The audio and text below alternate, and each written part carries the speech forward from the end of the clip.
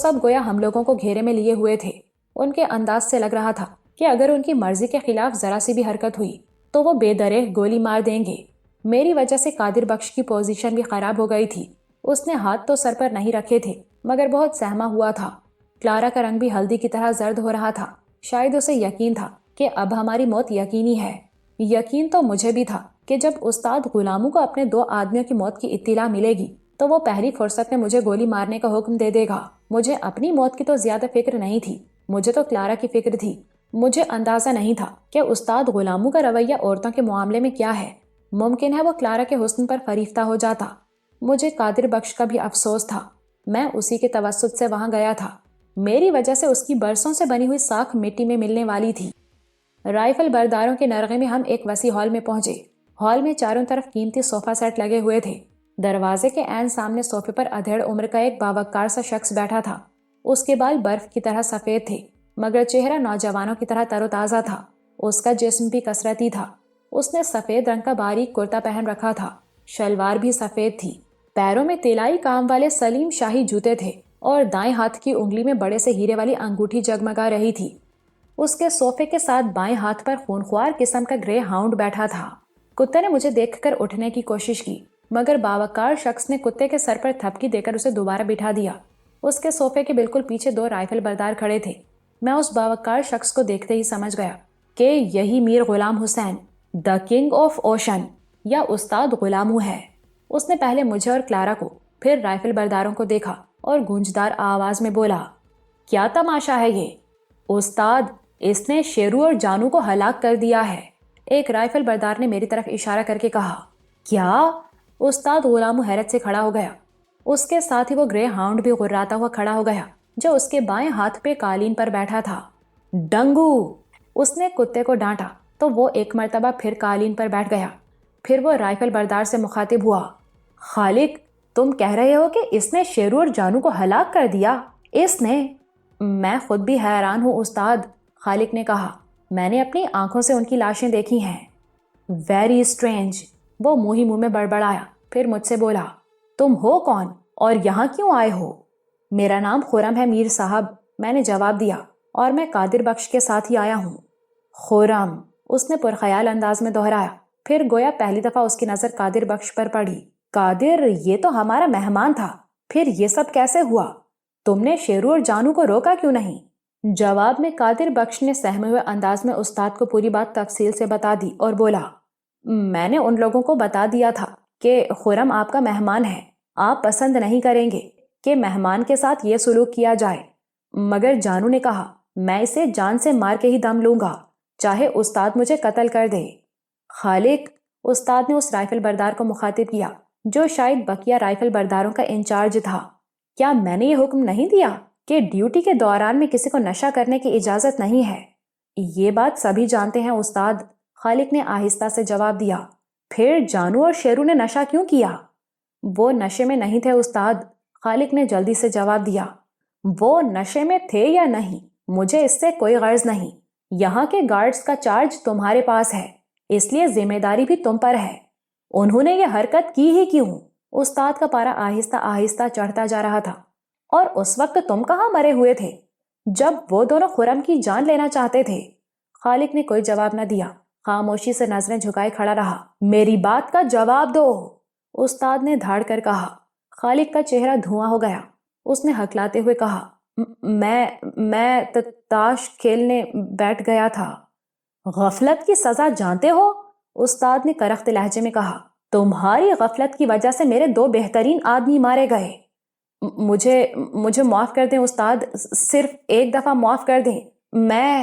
معافی کا لفظ میری لغت میں نہیں ہے، استاد نے سپاٹ لہجے میں کہا۔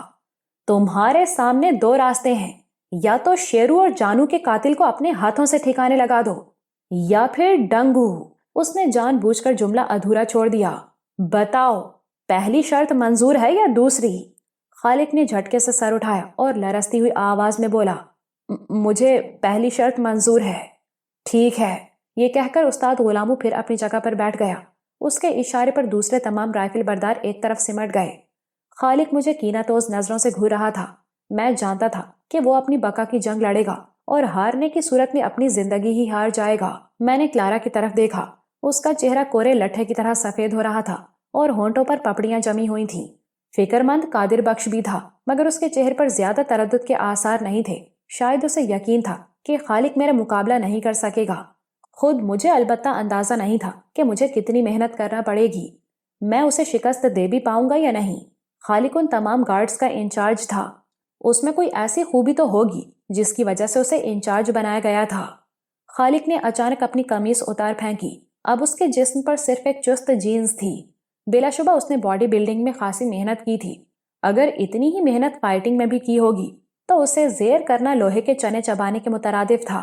ہم دونوں وسیع و عریض ہال کے وسط میں آ گئے۔ مجھے رہ رہ کر قادر بخش پر غصہ بھی آ رہا تھا کہ اس نے اچھا مہمان بنایا تھا مجھے میر غلام حسین کا، اور خوب ڈنر کھلایا تھا مجھے میزبان نے۔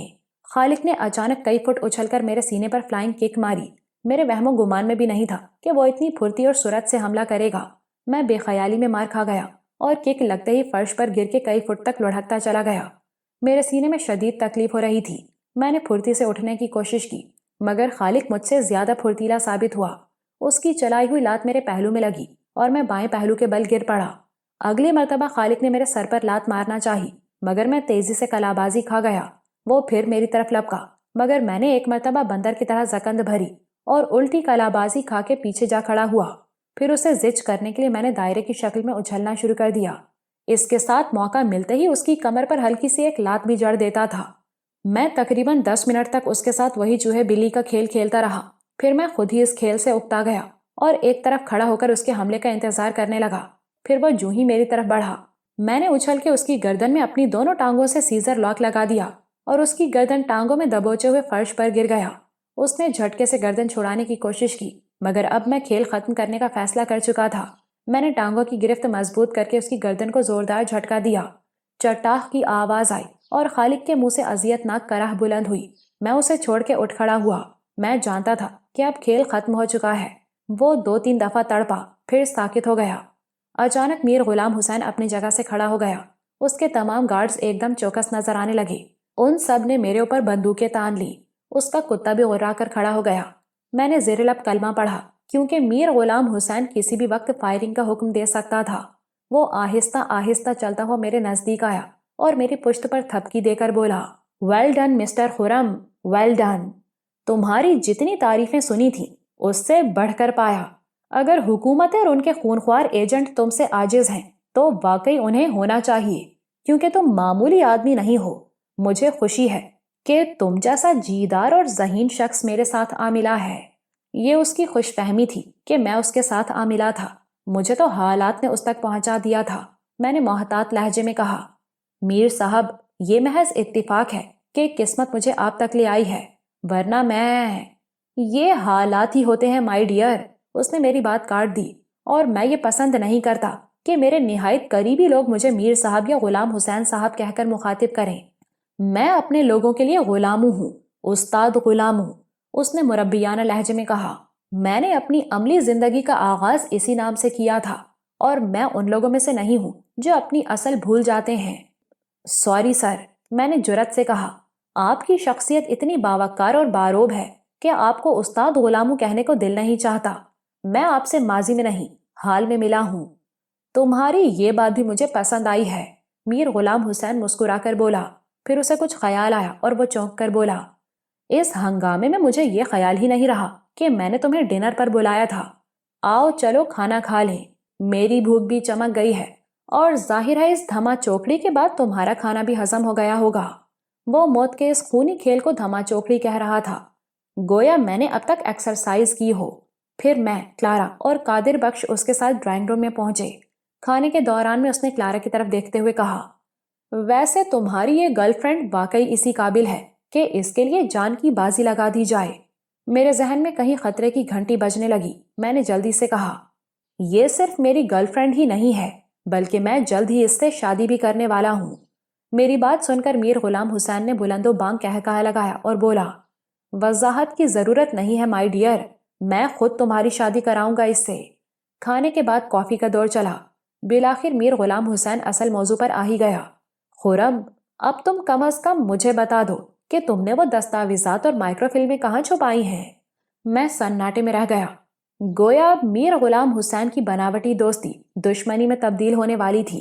میں نے سنبھل کر کہا، میر صاحب آپ تو بہت باخبر ہیں، مجھ سے زیادہ آپ کے علم میں یہ بات ہوگی کہ وہ دستاویزات اور مائکرو فلمز اب کہاں ہیں۔ میں نے سنا ہے کہ ہر محکمے میں آپ کے لوگ موجود ہیں، آپ انہی سے تصدیق کریں تو بہتر ہے۔ وہ چند لمحوں تک مجھے گھورتا رہا، اس کے انداز سے لگ رہا تھا جیسے وہ کسی گہری سوچ میں غرق ہو۔ پھر وہ پرخیال لہجے میں بولا، اس کا مطلب یہ ہے کہ وہ دستاویزات اور مائکرو فلمز اب تمہارے پاس نہیں ہیں، یا وہ چیزیں حکومت کے پاس بھی نہیں پہنچی۔ اس کا مطلب یہ ہے کہ انہیں درمیان میں سے اڑا لیا گیا۔ میں بری طرح چونک اٹھا۔ حکومت کے پاس نہیں پہنچی؟ مگر میں نے وہ تمام چیزیں اپنے ہاتھوں سے اکبر صاحب کے حوالے کی تھیں۔ پھر اکبر صاحب اور ان کی بیوی کو قتل کر دیا گیا تھا، میر غلام حسین نے خود کلامی کے انداز میں کہا۔ ظاہر ہے اکبر صاحب نے اس وقت تک وہ چیزیں حکومتی تحویل میں نہیں دی ہوں گی۔ قاتل وہ چیزیں وہاں سے لے جانے میں کامیاب ہو گئے۔ مجھے یوں لگا جیسے میں بہت اونچائی سے نیچے کی طرف گر رہا ہوں۔ پہلے مجھے صرف شبہ تھا کہ وہ اہم دستاویزات دشمنوں کے ہاتھ لگ گئی ہوں گی، مگر میر غلام حسین نے تو اس کی ایک طرح سے تصدیق کر دی تھی۔ میں نے ان چیزوں کی حفاظت اپنی جان سے بڑھ کر کی تھی۔ نہ جانے کتنے آدمی ان کی بھینٹ چڑھ گئے تھے۔ دشمنوں نے کئی دفعہ ان کے عوض شہلا کی سودے بازی کرنا چاہی، مگر میں نے اپنی بہن پر بھی ان اہم دستاویزات کو ترجیح دی۔ انہی کی حفاظت کرتے ہوئے اکبر صاحب اور ان کی بیگم اپنی جان سے گئے۔ اعلیٰ دستاویزات کے چکر میں برڈ موت و زیست کی کشمکش میں مبتلا ہو کر اسپتال میں پڑا تھا۔ رضا، ملیحہ اور رضوانہ کا کوئی پتہ نہیں تھا، اور میرے بنگلے کو پولیس نے سیل کر دیا تھا۔ ان سب مصیبتوں اور پریشانیوں کے بعد بھی مجھے کیا ملا؟ مایوسی اور ناکامی۔ میر غلام حسین بہت غور سے میرا جائزہ لے رہا تھا، پھر وہ بھرائی ہوئی آواز میں بولا، خرم تم تو بہت بہادر نوجوان ہو، تمہاری آنکھوں میں آنسو اچھے نہیں لگتے۔ اس کے کہنے پر مجھے احساس ہوا کہ میری آنکھوں سے آنسو بہہ رہے ہیں۔ میں نے بھرائی ہوئی آواز میں کہا، میر صاحب یہ تو اپنی محنت کے رائے گاں جانے کے آنسو ہیں۔ میں نے لمحہ لمحہ موت کی آنکھوں میں آنکھیں ڈال کر ان دستاویزات کی حفاظت کی ہے۔ میں نے ان کے لیے بڑی قربانیاں دی ہیں۔ میں بہت برا آدمی ہوں میر صاحب، مگر مجھے اپنے وطن سے بھی محبت ہے۔ آپ کو شاید اندازہ نہیں ہے کہ اگر وہ دستاویزات دشمنوں کے ہاتھ لگ گئیں تو نہ صرف پاکستان بلکہ پورا عالم اسلام ناقابل یقین بحران میں مبتلا ہو جائے گا۔ میری سمجھ میں نہیں آ رہا کہ میں کیا کروں۔ میں عالم اضطراب میں ٹہلنے لگا۔ سنو خرم، میر غلام حسین نے گمبھیر لہجے میں کہا، مجھے یاد نہیں کہ پچھلے 30 سال میں میں نے کوئی اچھا کام کیا ہو۔ جوئے کے اڈے، سمگلنگ، ہنگامے، چور بازاری، ذخیرہ اندوزی، قانون شکن عناصر کی پشت پناہی، غرض کوئی ایسا غیر قانونی دھندا نہیں ہے جو میں نے نہ کیا ہو۔ مگر مجھے نفرت ہے منشیات فروشی سے۔ مجھے نفرت ہے ان لوگوں سے جو اپنے ملک کے خلاف دشمنوں سے ساز باز کرتے ہیں۔ میں سمجھتا ہوں کہ ملک کی اہم دستاویزات دشمنوں کے ہاتھ بیچنا ایسا ہی ہے جیسے کوئی اپنی ماں کی چادر سر سے کھینچ کر اسے سرعام نیلام کر دے۔ مجھے تم پر فخر ہے خرم، اور میں وعدہ کرتا ہوں کہ 2 دن کے اندر اندر یہ معلوم کر لوں گا کہ وہ دستاویزات اور مائکرو فلمز کس کے قبضے میں ہیں۔ ممکن ہے اس عرصے میں وہ چیزیں میں حاصل ہی کر لوں، لیکن اگر اس دوران میں حاصل نہ کر سکا تو جب تک انہیں حاصل نہ کر لوں گا چین سے نہیں بیٹھوں گا۔ پھر وہ کچھ سوچ کر بولا، میں چاہوں گا کہ اب تم میرے ساتھ ہی رہو، مگر میر صاحب میری بہن، میرا دوست اور وہ دوسری لڑکیاں، تم ان کی فکر مت کرو۔ میر غلام حسین نے میری بات کاٹ دی، میں کل ہی تمہاری بہن کو یہاں بلوا لیتا ہوں، تمہارے دوست کو بھی خصوصی وارڈ میں منتقل کرا دوں گا، اور اگر ڈاکٹروں نے اجازت دی تو اسے بھی یہیں لے آئیں گے۔ پھر وہ ذرا توقف کے بعد بولا، رہا تمہارے ساتھیوں کا مسئلہ تو انہیں بھی تلاش کر لیا جائے گا۔ میں ان کے لیے اخباروں میں اشتہارات چھپوا دوں گا، تم کسی قسم کی فکر مت کرو۔ ایک بات پوچھوں؟ میں نے جھجکتے ہوئے کہا، اگر آپ برا نہ مانے تو۔ پوچھو، ضرور پوچھو، وہ مسکرا کر بولے، ابھی تھوڑی دیر پہلے آپ نے بھی مجھ سے ان دستاویزات اور مائکرو فلمز کا مطالبہ کیا تھا۔ آپ کو ان چیزوں کی کیا ضرورت ہے؟ میں جانتا ہوں کہ تمہارے پیچھے کئی ملکوں کی خفیہ ایجنسیاں لگی ہوئی ہیں۔ میں نے سوچا تھا کہ ان دستاویزات کی حفاظت اب میں کروں گا۔ تمہارے پاس ہمت بھی ہے اور تمہارے بازوؤں میں طاقت بھی، لیکن میرے وسائل تم سے کہیں زیادہ ہیں۔ پھر ایک وقت آتا ہے کہ مضبوط سے مضبوط انسان بھی حالات سے مات کھا جاتا ہے۔ بلا شک و شبہ تم محب وطن ہو اور اب تک ان چیزوں کی حفاظت کرتے رہے ہو، مگر اس ملک پر میرا بھی تو کچھ حق ہے۔ میں تمہارا بوجھ خود اٹھانا چاہتا تھا، تم نے میری نیت پر شبہ کیا۔ تمہاری جگہ میں ہوتا تو میں بھی شبہ کرتا۔ مجھے امید ہے کہ اب تم میرے جواب سے مطمئن ہو گئے ہوگے۔ آپ پہلے تصدیق تو کر لیں کہ وہ دستاویزات اور مائکرو فلمز میرے پاس۔ خرم، انہوں نے سخت لہجے میں کہا، اب مزید مجھے شرمندہ مت کرو۔ مجھے انسانوں کو پرکھنا آتا ہے۔ پھر تمہارے آنسوؤں نے خود ہی تمہاری ہر بات کی تصدیق کر دی۔ تم ایسے جری اور بہادر نوجوان کسی بہت بڑے سانحے ہی پر آنسو بہاتے ہیں۔ مردوں کے یہ آنسو بہت قیمتی ہوتے ہیں، ان کی گواہی سے بڑھ کر اور کیا گواہی ہو سکتی ہے؟ پھر انہوں نے میرا شانہ تھپکتے ہوئے کہا، اب تم آرام کرو، قادر بخش تمہیں تمہارے کمرے میں پہنچا دے گا۔ مجھے کچھ ضروری کام ہے، اب صبح ملاقات ہوگی۔ یہ کہہ کر وہ نپے تلے قدم اٹھاتے ہوئے وہاں سے چلے گئے۔ میں ان کے جانے کے بعد دیر تک ان کی شخصیت کے تضاد پر غور کرتا رہا۔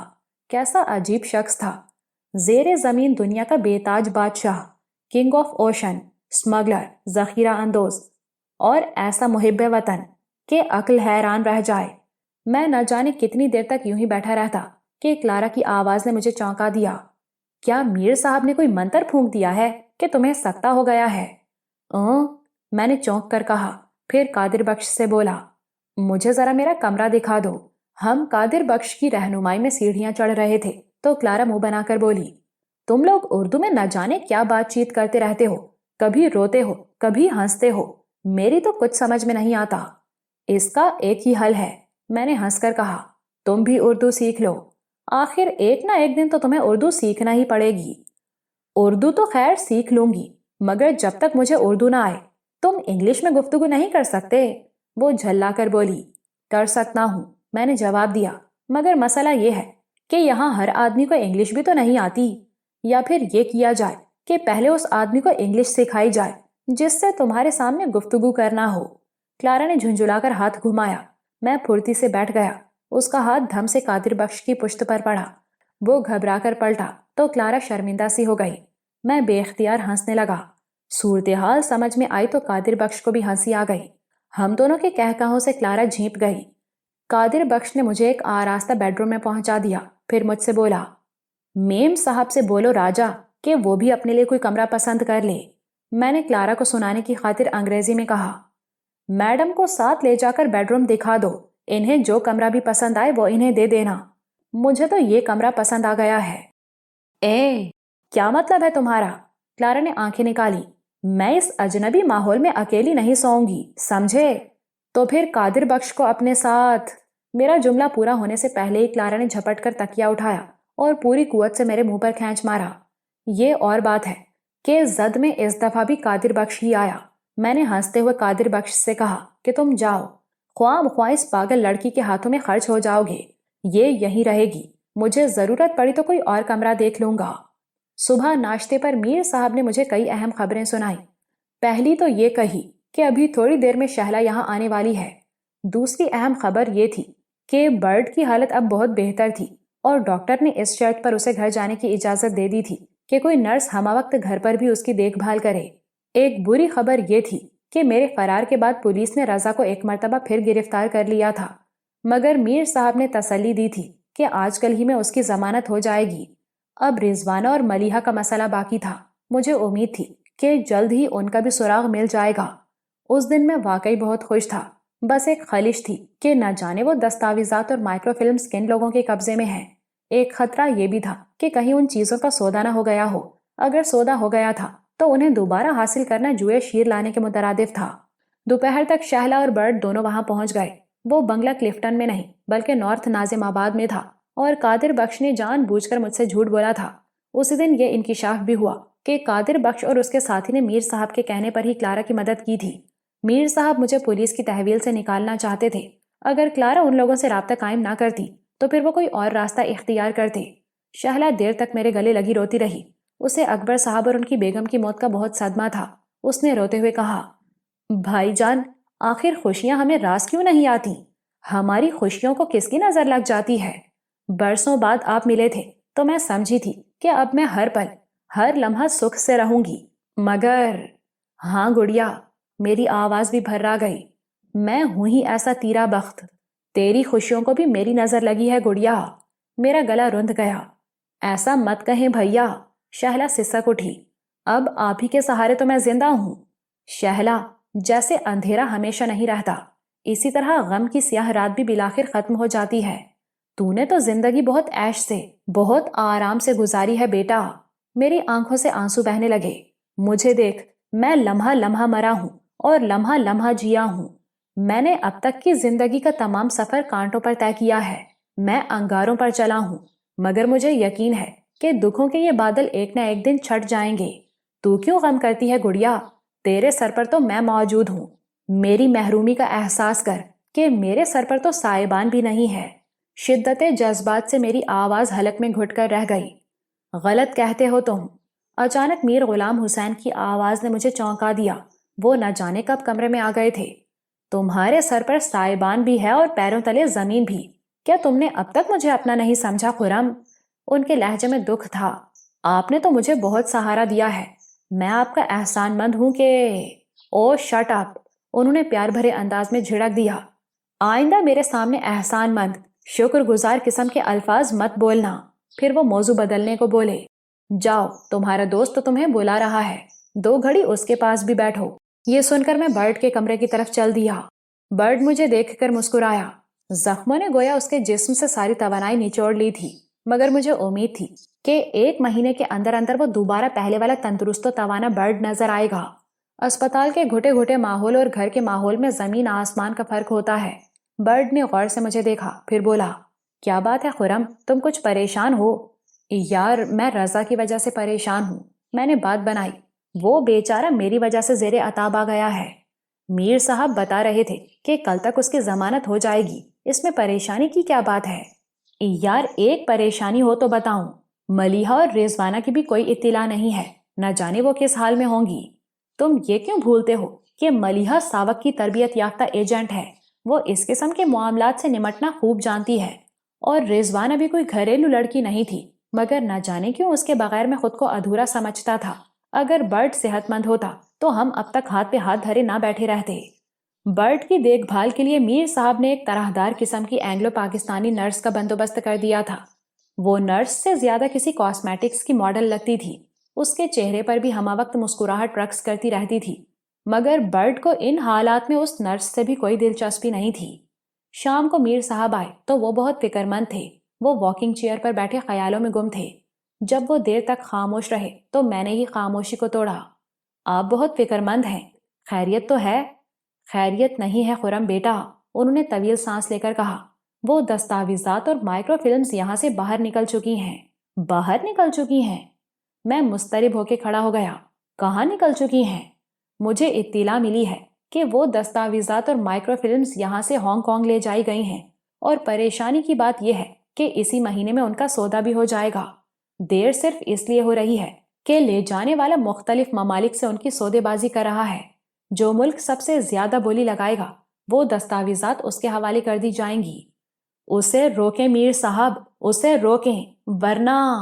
میں نے بے بسی سے کہا، میرے بس میں ہوتا تو میں اپنی ساری دولت دے کر بھی وہ چیزیں حاصل کر لیتا، مگر خریدار کوئی فرد نہیں، حکومتیں ہیں، اور حکومتوں کا مقابلہ کرنا ممکن نہیں ہے۔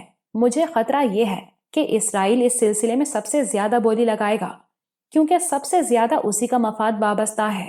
دوسرے نمبر پر انڈیا ہے، وہ بھی بڑھ چڑھ کر بولی لگائے گا۔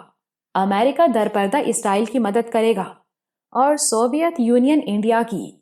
بولی کوئی بھی لگائے مگر نقصان ہمیں ہوگا، میں نے بے بسی سے ہونٹ کاٹتے ہوئے کہا، اور یہ نقصان ایسا ناقابل تلافی ہوگا کہ پھر برسوں تک ہم سنبھل نہ سکیں گے۔ کیا حکومت پاکستان کو اس کا اندازہ نہیں ہے؟ میں نے میر صاحب سے یوں پوچھا جیسے وہ حکومت پاکستان کے کوئی ذمہ دار اہلکار ہوں۔ حکومت کو بھی یقیناً اندازہ ہوگا، اور وہ اپنے طور پر کوششیں بھی کر رہی ہوگی۔ میر صاحب، میں نے فیصلہ کن لہجے میں کہا، میں ہانگ کانگ جاؤں گا۔ تم؟ میر صاحب نے حیرت سے مجھے دیکھا۔ تم بھلا کیا کر سکو گے؟ یوں ان دستاویزات کی بولی تو نہیں لگا سکتا، مگر انہیں دشمنوں سے چھیننے کی کوشش تو کر سکتا ہوں، میں نے جواب دیا۔ حقیقت پسندی سے کام لو خرم، میر صاحب نے کہا۔ وہاں کئی ملکوں کے خوفناک سیکرٹ ایجنٹ ہوں گے، ان کے درمیان سے وہ دستاویزات لانا ایسا ہی ہے جیسے کسی شیر کی کچھار سے اس کا نوزائیدہ بچہ اٹھانا۔ میں ان سب کی موجودگی میں ایسا نہیں کروں گا، میں نے پرخیال انداز میں کہا۔ بولی بالآخر کسی کے حق میں تو چھوٹے گی، ظاہر ہے پھر میرے مقابلے پر وہ تنہا شخص ہوگا، اس سے نمٹنا زیادہ آسان ہوگا۔ میر صاحب میری بات سن کر یوں مسکرائے جیسے کسی بچے نے انتہائی احمقانہ بات کر دی ہو۔ پھر وہ طویل سانس لے کر بولے، یہ کسی پراپرٹی کی سودے بازی نہیں ہے خرم، جو یوں آسانی سے وہ کاغذات چھین لو گے۔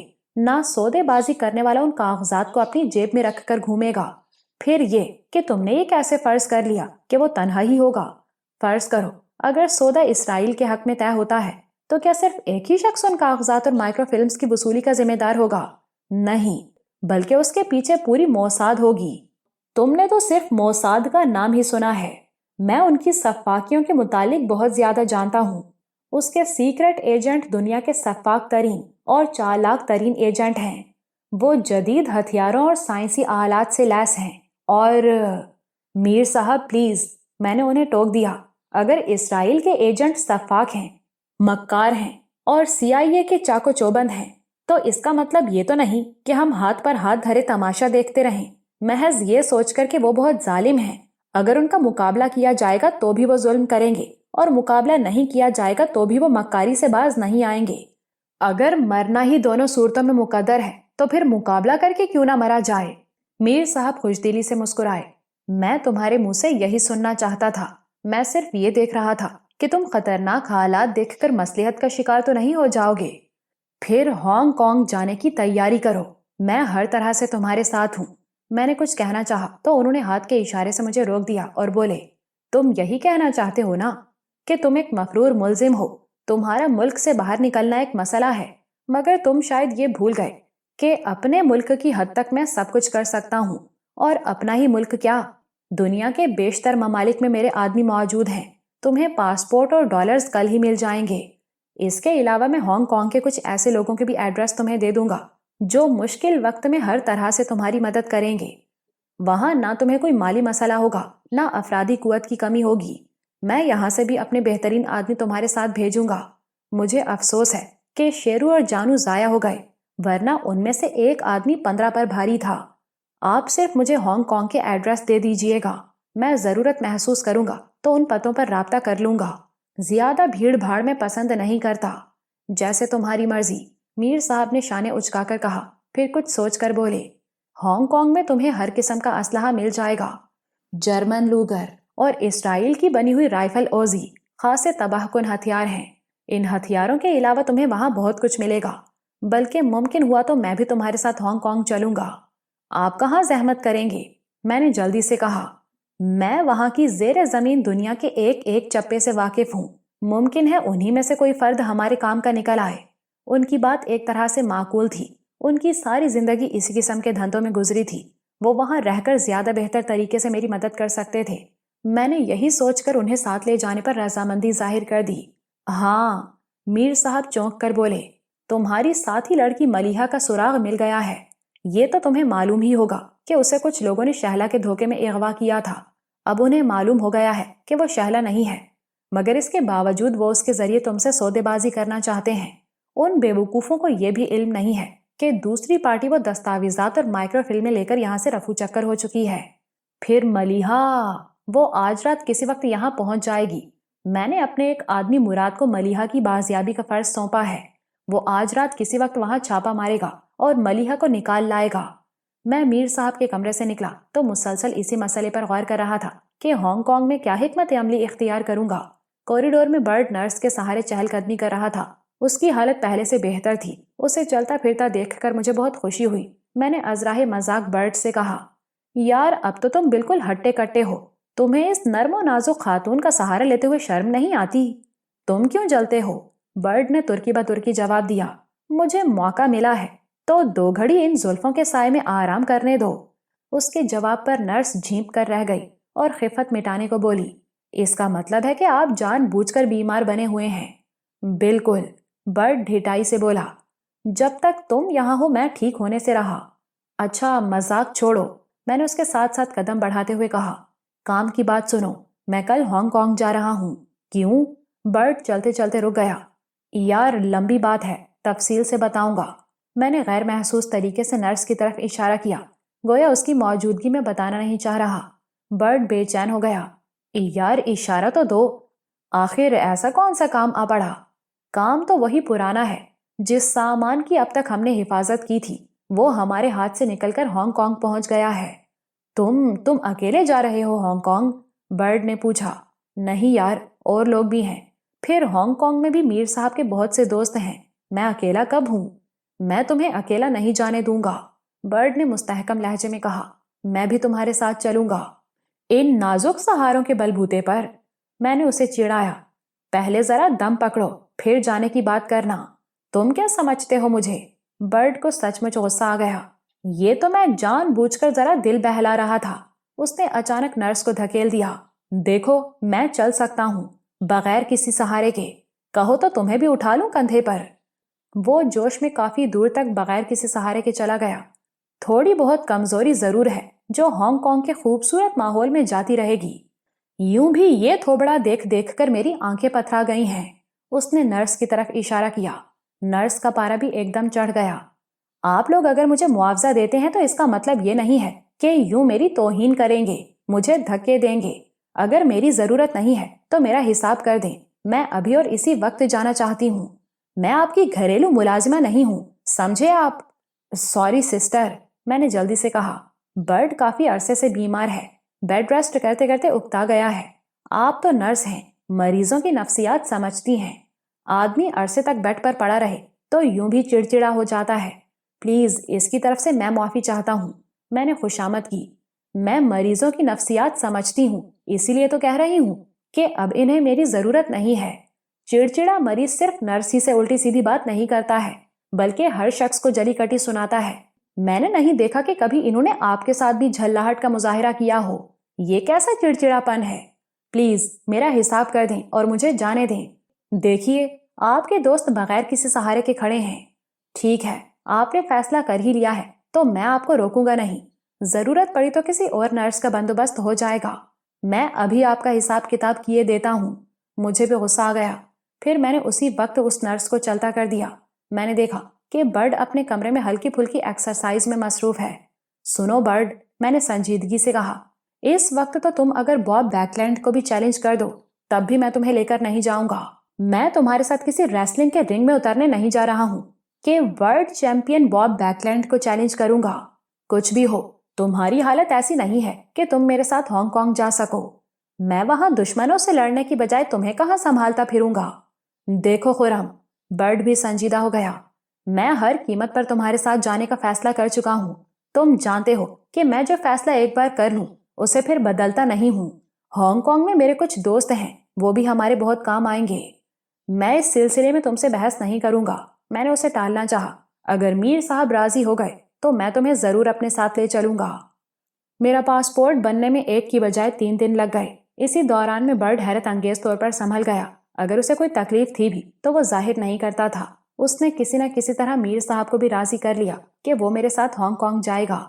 جس رات ہماری روانگی تھی اسی رات مراد نے ملیحہ کی بازیابی کے لیے چھاپا مارا اور ملیحہ کو وہاں سے نکال لایا. اسے دیر اس لیے ہوئی تھی کہ ان لوگوں نے ملیحہ کو دوسری جگہ منتقل کر دیا تھا. ملیحہ کی حالت بہت خراب تھی، جسم سوکھ کر کانٹا ہو گیا تھا اور وہ چہرے سے برسوں کی مریضہ لگ رہی تھی. اس کی ذہنی حالت بھی نارمل نہیں تھی. وہ کبھی ہنسنے لگتی تھی اور کبھی رونے لگتی تھی. بمشکل تمام میں نے اسے یقین دلایا کہ اب وہ دشمنوں کی قید میں نہیں ہے بلکہ اپنوں کے درمیان ہے. جب اس کی ذہنی حالت نارمل ہوئی تو میں نے اس سے پوچھا، ملیحہ تم سے وہ لوگ کیا چاہتے تھے اور تمہیں اغوا کس طرح کیا تھا؟ اس نے خلا میں گھورتے ہوئے کہنا شروع کیا، وہ شاید 5 آدمی تھے، ان میں سے 2 نے مجھے قابو کیا، بقیہ 3 برڈ پر پل پڑے. انہوں نے برڈ کو مار دیا.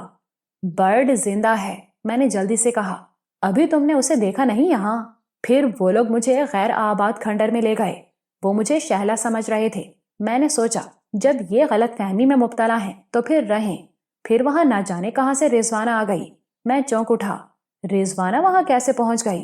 شاید وہ اغوا کرنے والوں کا پیچھا کرتی ہوئی وہاں پہنچی تھی.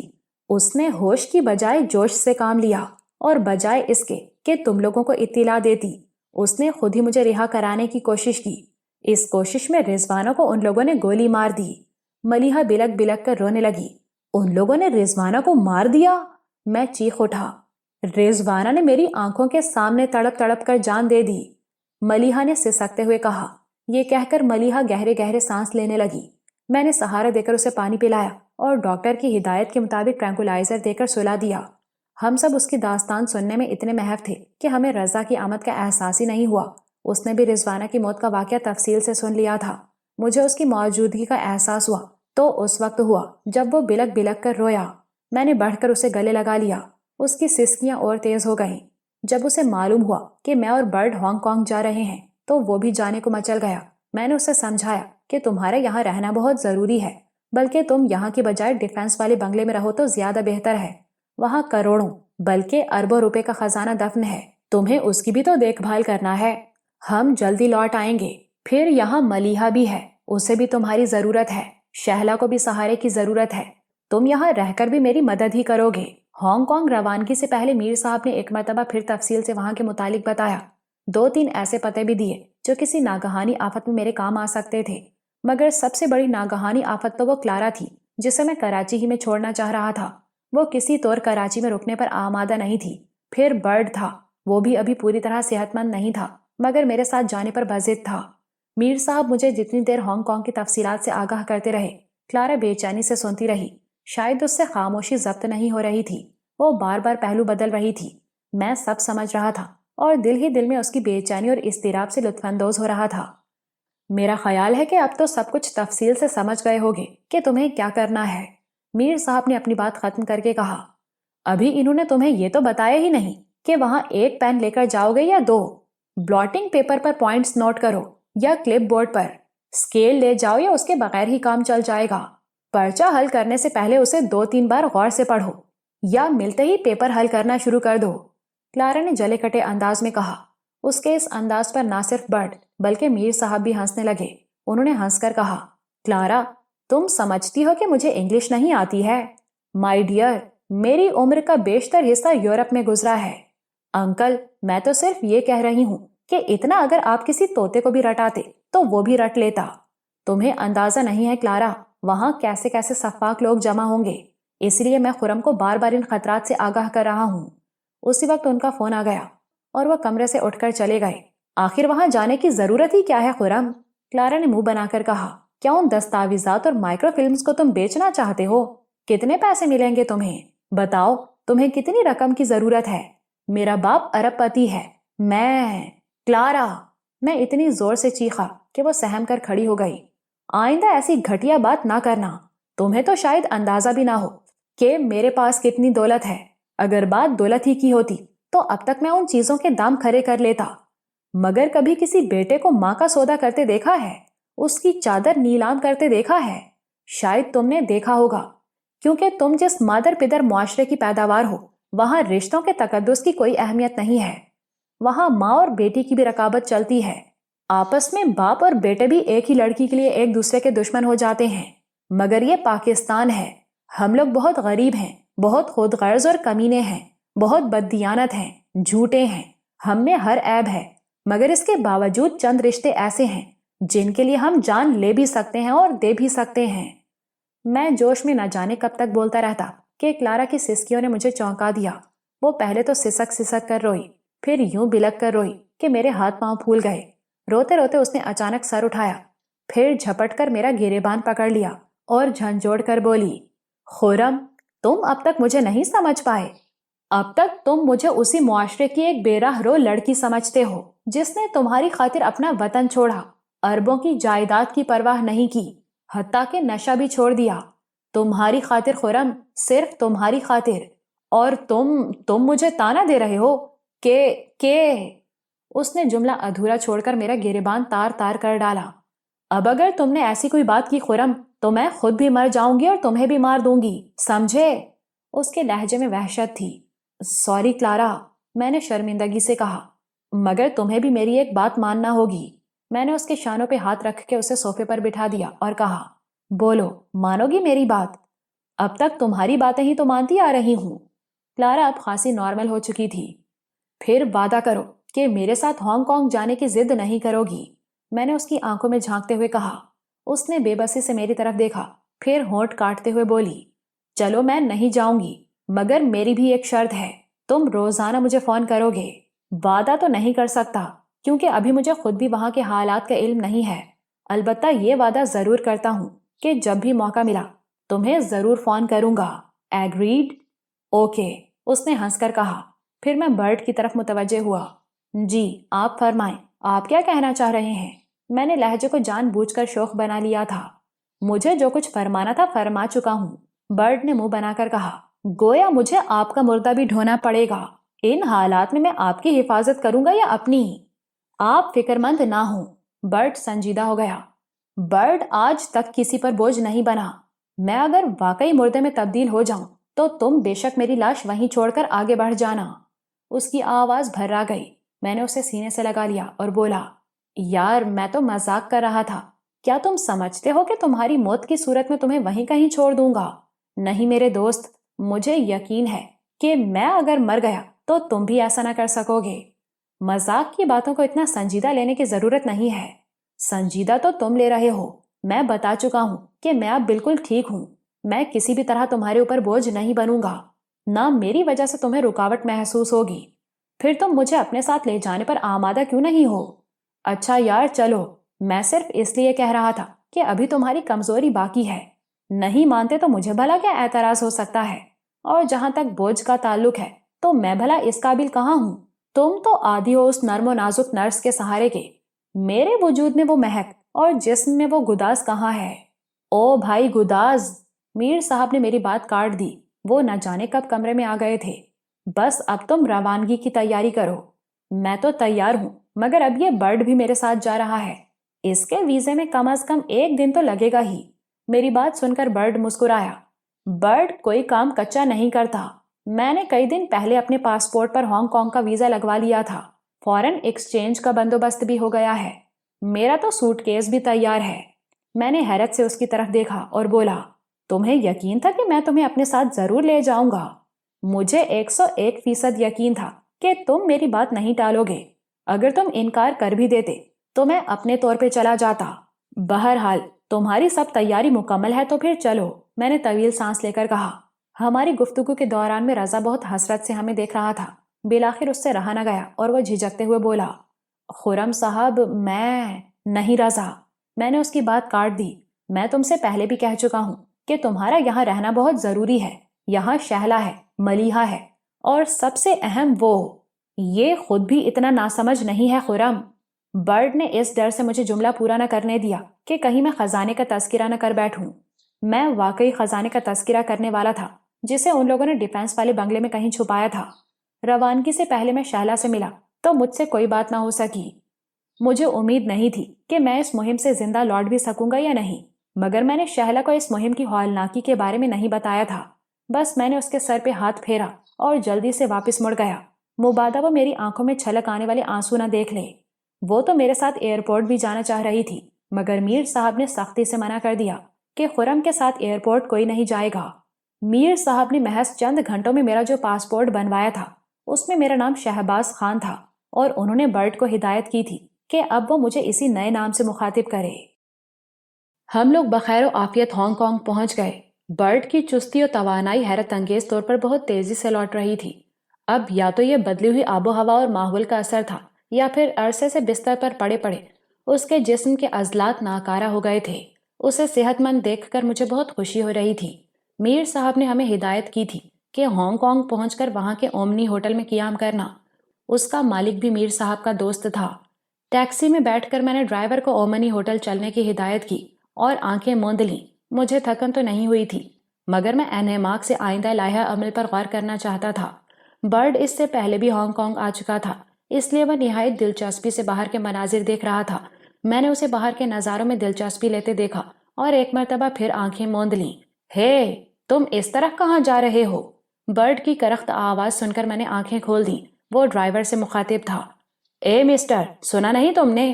برڈ نے ایک مرتبہ پھر کہا، مگر ڈرائیور شاید انگلش سے بالکل نابلد تھا، یا پھر وہ جان بوجھ کر برڈ کی بات سنی انسنی کر رہا تھا۔ برڈ نے اچانک اس کی گردن دبوچ لی اور طیش کے عالم میں بولا، اسٹاپ اٹ باسٹرڈ! تم بہرے تو نہیں ہو؟ میں پہلی دفعہ ہانگ کانگ نہیں آیا ہوں اور جانتا ہوں کہ یہاں کا ہر ٹیکسی ڈرائیور اتنی انگلش تو جانتا ہے کہ پیسنجر کا ماضی و ضمیر سمجھ لے۔ روکو گاڑی ورنہ گردن توڑ دوں گا۔ توڑ دو، ڈرائیور نے بہت اطمینان سے رواں انگلش میں جواب دیا۔ میری گردن ٹوٹی تو تم بھی ٹوٹ جاؤ گے۔ چلو کرو کوشش، تم آخر ہم سے چاہتے کیا ہو؟ میں نے دوسری حکمت عملی اختیار کی۔ ہم تمہارے ملک میں پردیسی ہیں، مہمان ہیں تمہارے، کیا مہمانوں کو یوں ہی پریشان کیا جاتا ہے؟ اب تم نے ڈھنگ کا سوال کیا ہے، میں چاہتا کیا ہوں؟ ڈرائیور پہلی دفعہ مسکرایا۔ فکر مت کرو، میں تم لوگوں کو کوئی نقصان نہیں پہنچاؤں گا، بس کچھ دیر خاموشی سے بیٹھو۔ میں نے جلدی سے برٹ کا گھٹنا دبا دیا، ورنہ وہ تو اس کی گردن مروڑنے کے مکمل موڈ میں تھا۔ اب شاید ہانگ کانگ کے مضافات شروع ہو گئے تھے۔ انہیں مضافات کہنا تو مشکل ہے کیونکہ وہاں آبادی زیادہ اور جگہ بنسبت کم ہے۔ بڑے بڑے میدان اور پارک تو نہ ہونے کے برابر ہیں۔ شہر بھر میں کئی کئی منزلہ بلند عمارتیں، اور عمارتوں کے اس جنگل میں ہر ملک اور ہر قوم کا فرد نظر آتا ہے۔ وہاں چینیوں کی اکثریت ہے، وہاں کا زیادہ کاروبار چینیوں کے ہاتھ میں ہے۔ دوسرے نمبر پر انگریز ہیں جنہیں ان کے آقاؤں نے برسوں پہلے وہاں آباد کیا تھا۔ میں نے اس علاقے کے مضافات اس لیے کہا کہ وہاں سربہ فلک عمارتیں نہیں تھیں، بلکہ تھوڑے تھوڑے فاصلے پر بہت سے بنگلے بنے ہوئے تھے۔ یہاں بھی جگہ کی شدید قلت تھی، مگر نہ جانے کیا سوچ کر وہاں کے مکینوں نے کثیر المنزلہ عمارات نہیں بنائی تھیں، وہ شاید وہاں کا پوش علاقہ تھا۔ ٹیکسی ڈرائیور نے ایک بنگلے کے سامنے ٹیکسی روک کر مخصوص انداز میں ہارن بجایا۔ دوسرے ہی لمحے بنگلے سے 2 زرد رو چینی برآمد ہوئے اور ٹیکسی کے دونوں اطراف میں کھڑے ہو گئے۔ ان میں سے ایک کرخت لہجے میں بولا، نیچے آ جاؤ تم دونوں۔ اس کی آواز میں تو خیر ایسا دبدبا نہیں تھا، مگر اس کے ہاتھ میں جو مشین پسٹل تھا وہ کسی بھی وقت چل سکتا تھا، اس لیے ہم دونوں خاموشی سے نیچے اتر آئے۔ مشین پسٹل والے چینی نے ہمیں اندر چلنے کا اشارہ کیا۔ میں نے برڈ کو آنکھوں ہی آنکھوں میں پرسکون رہنے کو کہا اور ہم دونوں اندر کی طرف بڑھ گئے۔ مشین پسٹل والے کے دوسرے ساتھی اور ٹیکسی ڈرائیور نے ہمارے بیگ اٹھا لیے تھے۔ انہی دونوں کی رہنمائی میں ہم نے بجری کی ایک روش طے کی اور سیڑھیاں چڑھ کے برآمدے میں داخل ہو گئے۔ پھر ہمیں ایک کمرے میں داخل ہونے کا حکم دیا گیا۔ وہ کمرہ کیا تھا، بڑا سا ایک ہال تھا۔ وال ٹو وال نہایت دبیز قسم کا قالین تھا اور کمرے کا فرنیچر بھی انتہائی بیش قیمت تھا۔ انہی میں سے ایک بیش قیمت صوفے پر ادھیڑ عمر کا ایک چینی بیٹھا تھا۔ اس کا سر انڈے کے چھلکے کی طرح شفاف تھا۔ وہ 3 پیس سوٹ میں ملبوس تھا، مگر اس کے باوجود پائپ پیتا ہوا مضحکہ خیز لگ رہا تھا۔ بالکل ایسا لگ رہا تھا جیسے کسی بندر کو ٹرینڈ کر کے اس کے ہاتھ میں بیش قیمت پائپ تھما دیا جائے۔ اس نے کاہلی سے ہم دونوں کا جائزہ لیا، پھر استفسار طلب نظروں سے اپنے آدمیوں کی طرف دیکھا۔ ڈرائیور جلدی سے بولا، ہر کام بہت بہترین طریقے سے ہوا ہے باس۔ وہ باس سے بھی انگریزی میں گفتگو کر رہا تھا۔ میرا خیال تھا کہ وہ لوگ وہاں ہونے والی گفتگو مجھے اور برٹ کو سنانا چاہتے تھے۔ ان دونوں سے کچھ پوچھا؟ اس بندر نما چینی نے ٹوٹی پھوٹی انگلش میں ڈرائیور سے پوچھا۔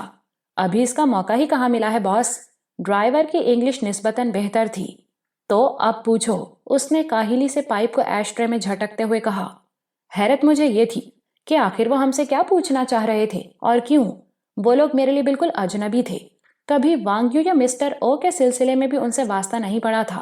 پھر وہ آخر مجھ سے کیا پوچھنا چاہتے تھے؟ ڈرائیور آگے بڑھا اور یوں ہم دونوں کا جائزہ لینے لگا جیسے فیصلہ نہ کر پا رہا ہو کہ پہلے کس سے سوالات کی ابتدا کرے۔ تھا تو وہ بھی چینی، مگر عام چینیوں کے برعکس اس کا جسم گٹھا ہوا تھا اور اپنے ہر انداز سے وہ یہ ظاہر کر رہا تھا جیسے وہ ہالی ووڈ کی کسی ایکشن فلم کا بدماش ہو۔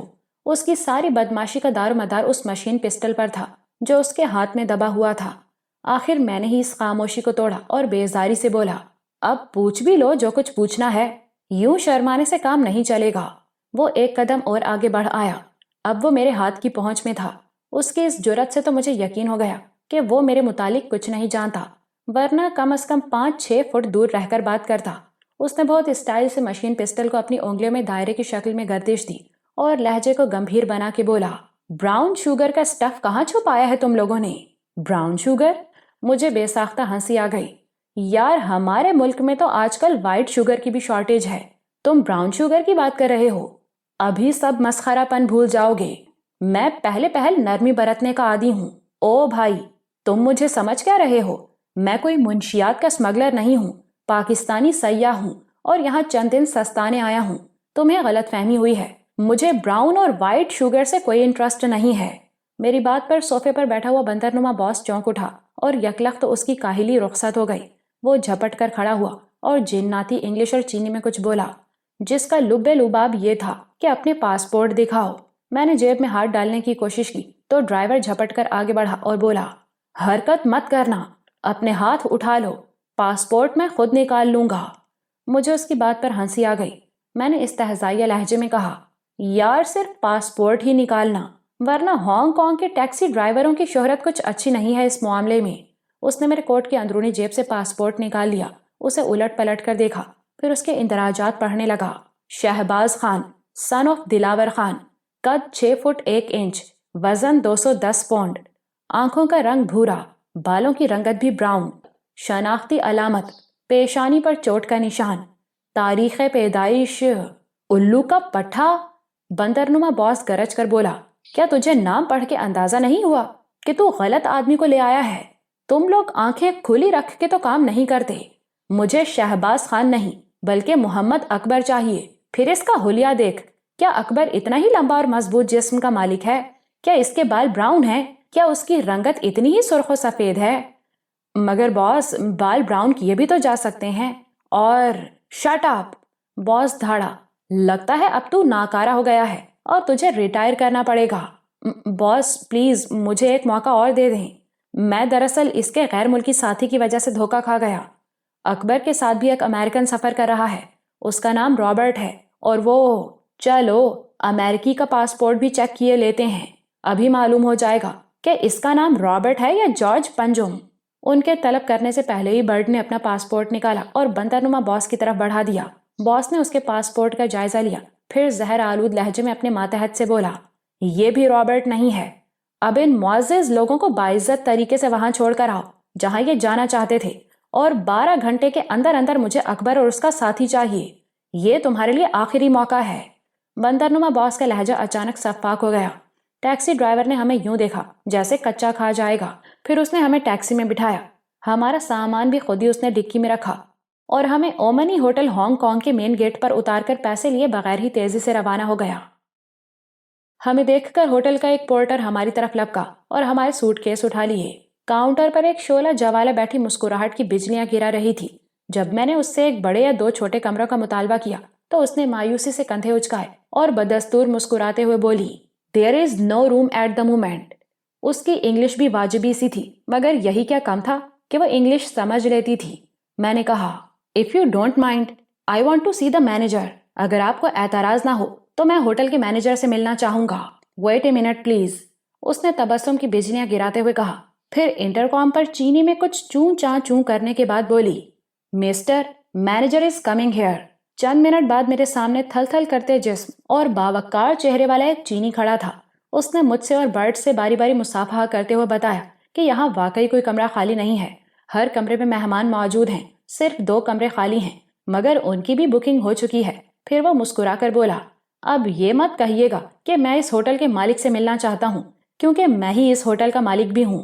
یہ سن کر بہت خوشی ہوئی کہ مالک بھی آپ ہی ہیں۔ میں نے بھی ہنس کر کہا، اور کوٹ کی اندرونی جیب سے وہ لفافہ نکال لیا جو میر صاحب نے اومنی ہوٹل کے مالک کے نام مجھے دیا تھا۔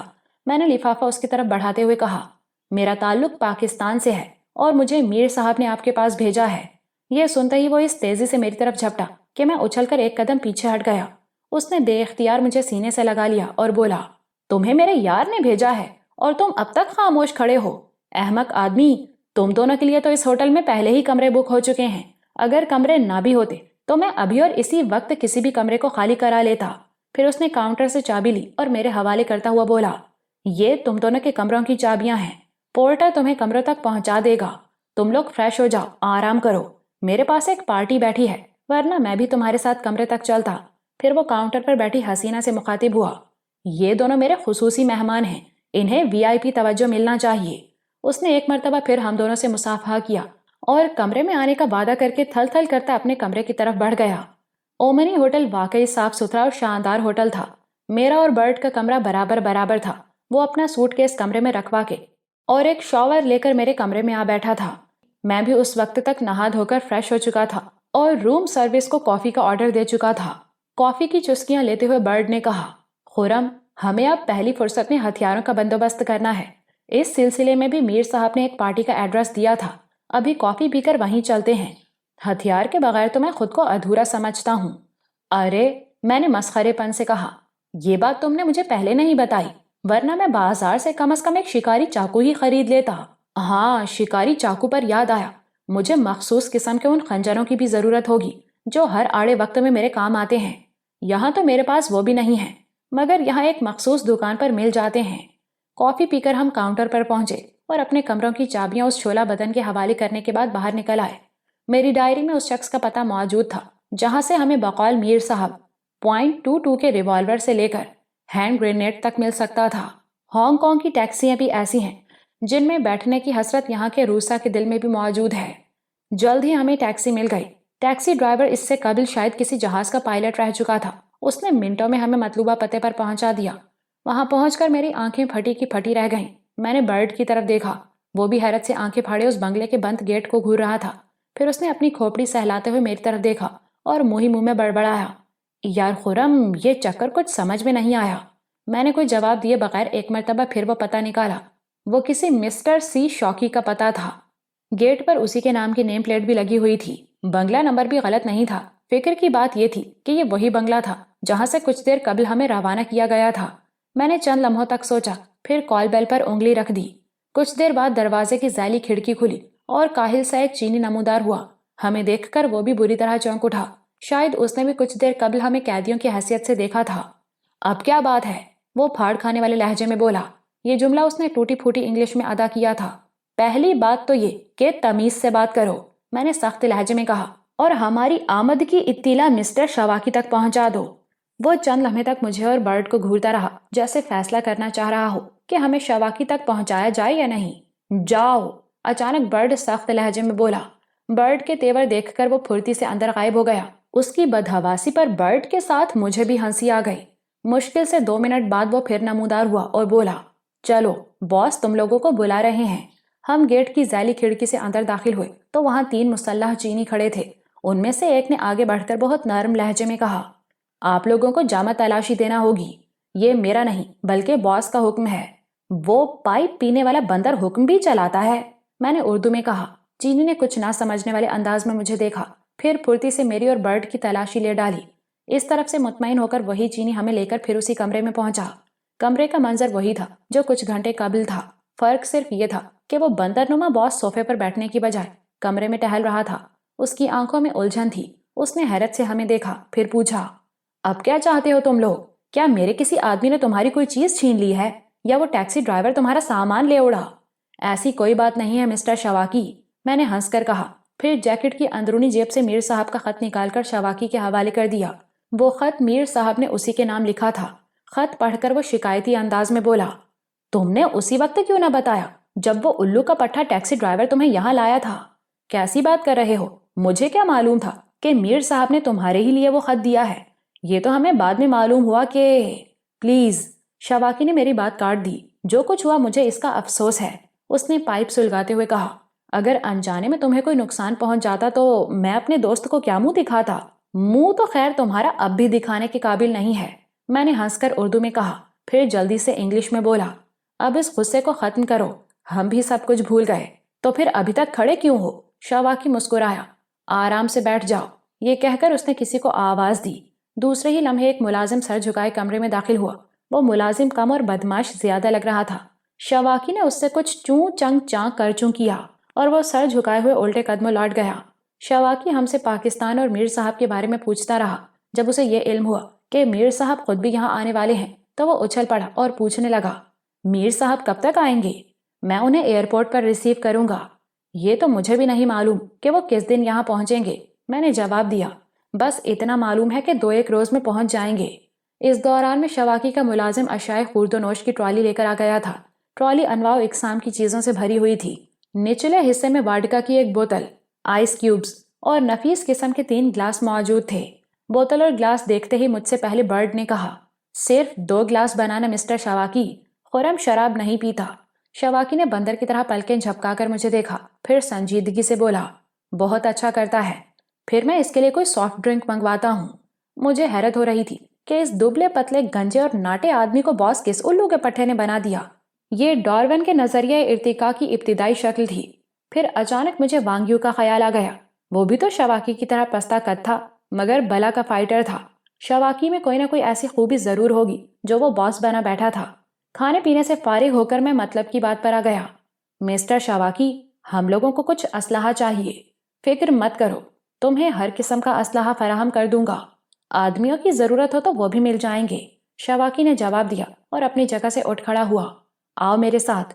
میں اور برڈ اس کے پیچھے پیچھے کمرے سے باہر نکلے۔ کوریڈور میں اس کے 3 مسلح آدمی کھڑے تھے۔ اسے دیکھ کر وہ ایک دم مستعد ہو گئے۔ بالکل ایسا لگ رہا تھا جیسے کسی ریجمنٹ کا CO اچانک راؤنڈ پر نکلا ہو۔ چلتے چلتے اس نے کسی کو آواز دی۔ فوراً ہی لمبا تڑنگا ایک امریکن کسی کمرے میں سے نمودار ہوا اور سر جھکا کر کھڑا ہو گیا۔ شواکی نے اس سے کہا، ولیم، یہ دونوں میرے دوست ہیں، انہیں اسلحے والے کمرے میں لے جاؤ اور جو کچھ یہ لینا چاہیں انہیں دے دینا۔ مجھے ایک فون کال کا انتظار ہے، میں واپس جا رہا ہوں۔ اسلحہ لے کر تم لوگ وہیں آ جانا۔ آخری جملہ اس نے ہم سے مخاطب ہو کر کہا تھا۔ ولیم ہمیں کسی کمرے کے بجائے تہخانے میں لے گیا۔ اس تہخانے میں مختلف قسم کے اتنے ریوالور، پسٹل اور رائفلز تھیں کہ برڈ کی آنکھیں پھٹی کی پھٹی رہ گئیں۔ میں بھی بہت حیران تھا۔ اسلحے کا اتنا بڑا ذخیرہ میں نے بھی اس سے پہلے نہیں دیکھا تھا۔ ہماری حیرانی دیکھ کر ولیم مسکرایا اور بولا، پریشان مت ہو، باس اسلحے کا کاروبار بھی کرتا ہے۔ کاروبار؟ برڈ نے حیرت سے دہرایا۔ قانونی طور پر؟ جو لوگ قانونی طور پر یہ کاروبار کرتے ہیں، بلیک میں اتنا اسلحہ ان کے پاس نہیں ہوتا۔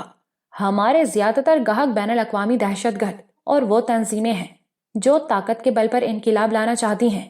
کئی ایشیائی ملکوں کے سیاست دان بھی ہمارے گاہک ہیں جو اسلحے کے بل پر ملک میں بدامنی پھیلاتے ہیں۔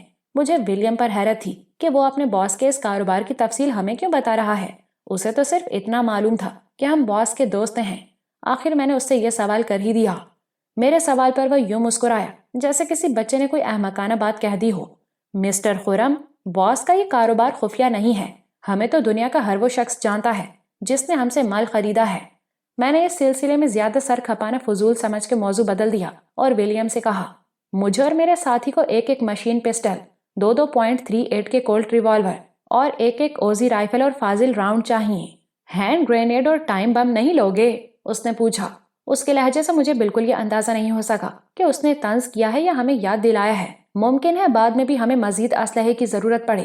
یہ دستی بم اور ٹائم بم میں بعد میں لے لوں گا۔ پھر میں کچھ سوچ کر بولا، پلاسٹک بم ہو تو زیادہ اچھا ہے۔ سب کچھ مل جائے گا، ولیم نے ہنس کر کہا۔ جتنا مال خرچ کرو گے اتنا ہی اسلحہ مل جائے گا۔ ویسے تم لوگوں کا تعلق کس تنظیم سے ہے؟ وہ ہمیں شاید اسلحے کا کوئی گاہک سمجھ رہا تھا۔ ہمارا تعلق کسی دہشت گرد تنظیم سے نہیں ہے، میں نے جواب دیا۔ نہ ہم کسی ملک میں کوئی چھاپا مار کارروائی کریں گے۔ تو پھر اسلحہ کیا تحفے کے طور پر لے جاؤ گے؟ اس نے طنزیہ لہجے میں کہا۔ ہاں، یہ ہمارے دشمنوں کے لیے تحفہ ہی ہوگا، برڈ نے تلخ لہجے میں کہا۔ موت کا تحفہ؟ ارے یار، تم تو برا مان گئے، ولیم جلدی سے بولا۔ آؤ، تمہاری مطلوبہ چیزیں تمہیں دے دوں۔ وہ ایک دیوار گیر الماری کی طرف بڑھا اور سوئچ بورڈ کے کسی بٹن کو پش کیا۔ دیوار گیر الماری ایک طرف کھسک گئی۔ اس ذخیرے میں انتہائی قیمتی ہتھیار سجائے ہیں میں نے، ولیم نے کہا اور دیوار میں پیدا ہونے والے خلا میں داخل ہو گیا۔ دیوار کی دوسری جانب ایک اور کمرہ تھا۔ اس میں G3 7mm اوزی اور سٹین گن سے لے کر چھوٹے بڑے انتہائی قیمتی پستول، ریوالورز اور ماؤزر وغیرہ کا ایک ڈھیر تھا۔ میں نے اور برڈ نے اپنے اپنے مطلب کی چیزیں وہاں سے لے لی۔ ولیم نے جلدی جلدی تمام چیزوں کو بڑے سے ایک کارٹن میں پیک کیا۔ رائفلیں 2 حصوں میں تقسیم ہو گئیں۔ تمام ہتھیار رکھنے کے بعد اس نے کارٹن میں ان کے بے شمار راؤنڈ بھی بھر دیے۔ پیک ہونے کے بعد وہ کارٹن اتنا بھاری ہو گیا کہ میں نے اور ولیم نے مل کر بامشکل تمام اسے اٹھایا اور تہخانے سے باہر آ گئے۔ میں نے وہ اسلحہ لے تو لیا تھا، مگر اب سمجھ میں نہیں آ رہا تھا کہ اسے رکھوں گا کہاں۔ تم لوگوں کو گاڑی کی ضرورت بھی پڑے گی، شواگی نے پوچھا۔ ظاہر ہے، میں اس کارٹن کو ٹیکسیوں میں لے کر کہاں پھروں گا؟ میں تو خود تم سے گاڑی مانگنے والا تھا۔ میرے پاس تمہارے مطلب کی 2 گاڑیاں ہیں، ایک کسی ایمرجنسی کے لیے میرے پاس رہتی ہے، دوسری تم لے جاؤ۔ اس گاڑی کی اگلی اور پچھلی نشست کے نیچے اتنی گنجائش ہے کہ اس سے دگنا اسلحہ سیٹوں کے نیچے چھپایا جا سکتا ہے۔ ویسے میرا ایک مشورہ مانو گے؟ شواکی نے اچانک پوچھا۔ تمہارا مشورہ اچھا ہی ہوگا، میں نے جواب دیا۔ تو پھر ایسا کرو کہ فی الحال ریوالورز کے علاوہ صرف ایک رائفل لے جاؤ۔ یہ رائفلیں بریف کیس میں بھی آ جائیں گی۔ یہ مت سمجھنا کہ اسلحہ دینے میں مجھے کوئی اعتراض ہے، چاہو تو میرا پورا ذخیرہ لے جاؤ۔ یہ تو میرا ایک مشورہ ہے، خواہ مخواہ اتنا بوجھ اٹھائے پھرو گے۔ میں نے بھی سوچا کہ شواکی ٹھیک ہی کہہ رہا ہے۔ فی الحال ہمارے لیے ایک ماؤزر اور .38 کا ریوالور کافی تھا، 2 کی بجائے ایک رائفل سے بھی کام چل سکتا تھا۔ میں نے چند لمحے سوچنے کے بعد کہا، مسٹر شواکی، تمہارا مشورہ بہت مناسب ہے۔ واقعی فوری طور پر ہم اتنے زیادہ اسلحے کا کیا کریں گے؟ شواکی نے ایک ملازم سے چون چان چونک کر کے 2 بریف کیس منگوا لیے۔ ہم نے ضروری اسلحہ بریف کیسوں میں رکھا اور جانے کو تیار ہو گئے۔ میں نے شواکی کو بتا دیا کہ ہم لوگ ہوٹل اومنی میں ٹھہرے ہوئے ہیں۔ اس نے اپنا مخصوص فون نمبر مجھے دیا اور بولا، کسی موقع پر میری ضرورت پڑے تو اس نمبر پر رنگ کر لینا، میں اپنے آدمیوں کو بھی ہدایت کر دوں گا۔ اگر تمہارا فون میری غیر موجودگی میں آیا تو وہ 20 منٹ کے اندر اندر تم تک پہنچ جائیں گے۔ شواکی نے آواز دی تو وہی ملازم سر جھکائے ہوئے داخل ہوا جو اس سے پہلے ہمارے لیے مشروبات لے کر آیا تھا۔ وہ اس مصرعے کی تفسیر تھا کہ چلی ہے رسم کہ کوئی نہ سر اٹھا کے چلے۔ شواکی نے اس سے اپنی مادری زبان میں کچھ چوں چاں کی۔ وہ فوراً الٹے قدم دوڑ گیا۔ پھر شواکی مجھ سے مخاطب ہوا، میں نے عطاقہ کو بلایا ہے، عطاقہ میرا بہترین آدمی ہے، اس سے مل کر تمہیں خوشی ہوگی۔ اس وقت کمرے میں گٹھے ہوئے جسم اور درمیانے قد کا ایک جاپانی داخل ہوا۔ چینی اور جاپانی دیکھنے میں بظاہر ایک نظر آتے ہیں مگر ان دونوں میں واضح فرق ہوتا ہے۔ اس نے جھک کر شواکی کو تعظیم دی، پھر سر جھکا کر خاموشی سے کھڑا ہو گیا۔ میں نے ایک بات اور نوٹ کی کہ سر جھکا ہونے کے باوجود اس کی آنکھیں تیزی کے ساتھ پورے کمرے کا جائزہ لے رہی تھیں۔ عطاقہ، شواکی نے اپنی جگہ سے اٹھتے ہوئے کہا، یہ میرے مہمان ہیں، مسٹر شہباز اور مسٹر برٹ۔ اس نے ہم دونوں کی طرف اشارہ کیا۔ تمہیں ان کے ساتھ رہنا ہے اور ان کی مدد کرنا ہے۔ پھر شواکی ہم سے مخاطب ہوا، یہ عطاقہ ہے، میرا بہترین فائٹر۔ عطاقہ نے سر کے مخصوص اشارے سے ہمیں سلام کیا۔ میں نے مصافحے کے لیے ہاتھ بڑھا دیا۔ اس کی گرفت مضبوط تھی جس سے اس کی جسمانی قوت اور گرم جوشی کا اندازہ ہو رہا تھا۔ شواکی نے اسے ہدایت کی کہ ان لوگوں کو گائیڈ کرنا بھی تمہاری ذمہ داری ہے، انہیں میرے بہت عزیز دوست نے یہاں بھیجا ہے، اس لیے ہر طرح سے ان کا خیال رکھنا۔ اوکے باس، عطاقہ نے پہلی مرتبہ زبان کھولی، میں آپ کو مایوس نہیں کروں گا۔ شواکی سے رخصت ہو کر ہم باہر آئے تو سیاہ رنگ کی ایک سیڈان پورچ میں کھڑی تھی۔ شواکی نے بتایا کہ یہ گاڑی خصوصی طور پر تیار کرائی ہے، یہ بلٹ پروف ہے اور اس میں کئی اور خوبیاں ہیں، یہ تمہارے لیے ہر طرح سے موزوں رہے گی۔ عطاقہ نے شوفروں والے انداز میں ہمارے لیے پچھلی نشست کا دروازہ کھولا اور سر جھکا کر کھڑا ہو گیا۔ مسٹر عطاقہ، میں نے کہا، ہمارے ساتھ رہو گے تو تمہیں اپنا یہ انداز ترک کرنا ہوگا۔ تم ہمارے دوست ہو، ملازم نہیں۔ جو کچھ یہ کہیں اسے ماننا تمہارا فرض ہے عطاقہ، شواکی نے کہا۔ عطاقہ نے گاڑی کا دروازہ بند کر دیا۔ میں گھوم کر اگلے دروازے پہ پہنچا تو عطاقہ اسٹیئرنگ پر بیٹھ چکا تھا۔ برڈ پچھلی نشست پر بیٹھ گیا۔ میں عطاقہ کے ساتھ اگلی نشست پر بیٹھا تاکہ وہ خود کو ہمارا ڈرائیور نہ سمجھے۔ پھر گاڑی ایک جھٹکے سے روانہ ہو گئی۔ مسٹر شہباز، عطاقہ نے پوچھا، آپ کا ساتھی کچھ بیمار ہے کیا؟ بیمار تو نہیں ہے مگر برڈ کچھ ہی دن پہلے بری طرح زخمی ہو گیا تھا، اس کا خون بہت زیادہ ضائع ہو گیا تھا، اسی کی وجہ سے کمزوری ہے۔ میں ایک ایسے علاقائی ڈاکٹر کو جانتا ہوں جو جڑی بوٹیوں سے علاج کرتا ہے، وہ خاصا بوڑھا ہے مگر اس کے ہاتھ میں جادو ہے۔ بہت سے موقعوں پر میں بھی شدید زخمی ہو کر اس کے پاس پہنچا۔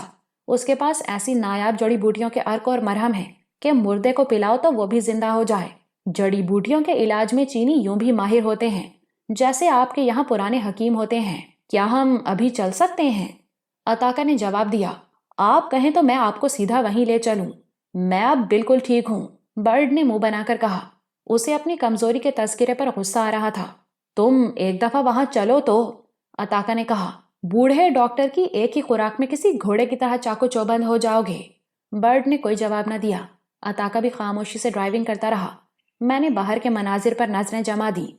ہانگ کانگ میں چونکہ جگہ کی قلت ہے اس لیے وہاں رہنے والوں نے ایک ایک انچ زمین کو قابل استعمال بنا دیا ہے۔ وہاں سربفلک عمارتوں کی بہتات ہے۔ آبادیوں میں اکثریت چینیوں کی ہے۔ ویسے وہاں ہر قوم کے لوگ آباد ہیں، انگریز، جرمن، اٹالین، امریکن، حتیٰ کہ بھارت کے سکھ بھی۔ جیسے ہمارے ملک میں ٹرانسپورٹ سکھوں کے ہاتھ میں ہے، ہانگ کانگ میں بھی زیادہ تر سکھ مجھے ٹیکسی ڈرائیور کے روپ میں دکھائی دیے۔ گاڑی تیز رفتاری سے اڑی جا رہی تھی، اس کے ساتھ ہی میرا ذہن بھی پرواز کر رہا تھا۔ میری سمجھ میں نہیں آ رہا تھا کہ اپنے اس مشن کا آغاز کہاں سے کروں۔ ظاہر ہے وہ دستاویزات اور مائکرو فلمیں کسی اوپن مارکیٹ میں تو بکنے سے رہیں، مجھے تو زیر زمین دنیا کا زیادہ تجربہ بھی نہیں تھا۔ ممکن ہے اس سلسلے میں برڈ کے ذہن میں کوئی تدبیر ہو، اس کی زندگی زیر زمین دنیا میں گزری تھی، اسے ساتھ لا کر میں نے بہت اچھا کیا تھا، ورنہ میں تو یہاں اندھیرے میں ٹامک ٹوئیاں مارتا رہتا یا پھر میر صاحب کا انتظار کرتا رہتا۔ میں شواکی پر بھی اعتماد کرنے کو تیار نہیں تھا، وہ میر صاحب کا دوست اور بہی خواہ ضرور تھا مگر جب بات کروڑوں ڈالرز کی ہو تو بڑی بڑی دوستیاں دشمنیوں میں تبدیل ہو جاتی ہیں۔ میں اپنے خیالات سے چونکا تو اس وقت جب گاڑی جھٹکے سے رک گئی۔ میں نے باہر نظر دوڑائی، وہ کوئی گنجان آباد علاقہ تھا، ایسا لگ رہا تھا جیسے ہم کراچی کے علاقے کھارادر میں کھڑے ہوں۔ ٹریفک کا ازدحام، لوگوں کی چیخ و پکار، سب کچھ اسی طرح تھا۔ فرق تھا تو صرف عمارتوں کا۔ یہاں کی عمارتیں اتنی خستہ حال نہیں تھی جتنی کھارادر کی ہیں۔ عطاقہ نے مجھے اور برٹ کو اترنے کا اشارہ کیا۔ ہم دونوں نیچے اترے۔ تو وہ ہمیں لے کر ایک عمارت کی طرف بڑھا اور بولا، یہ ہانگ کانگ کا قدیم علاقہ ہے، سب سے پہلے یہی علاقہ آباد ہوا تھا۔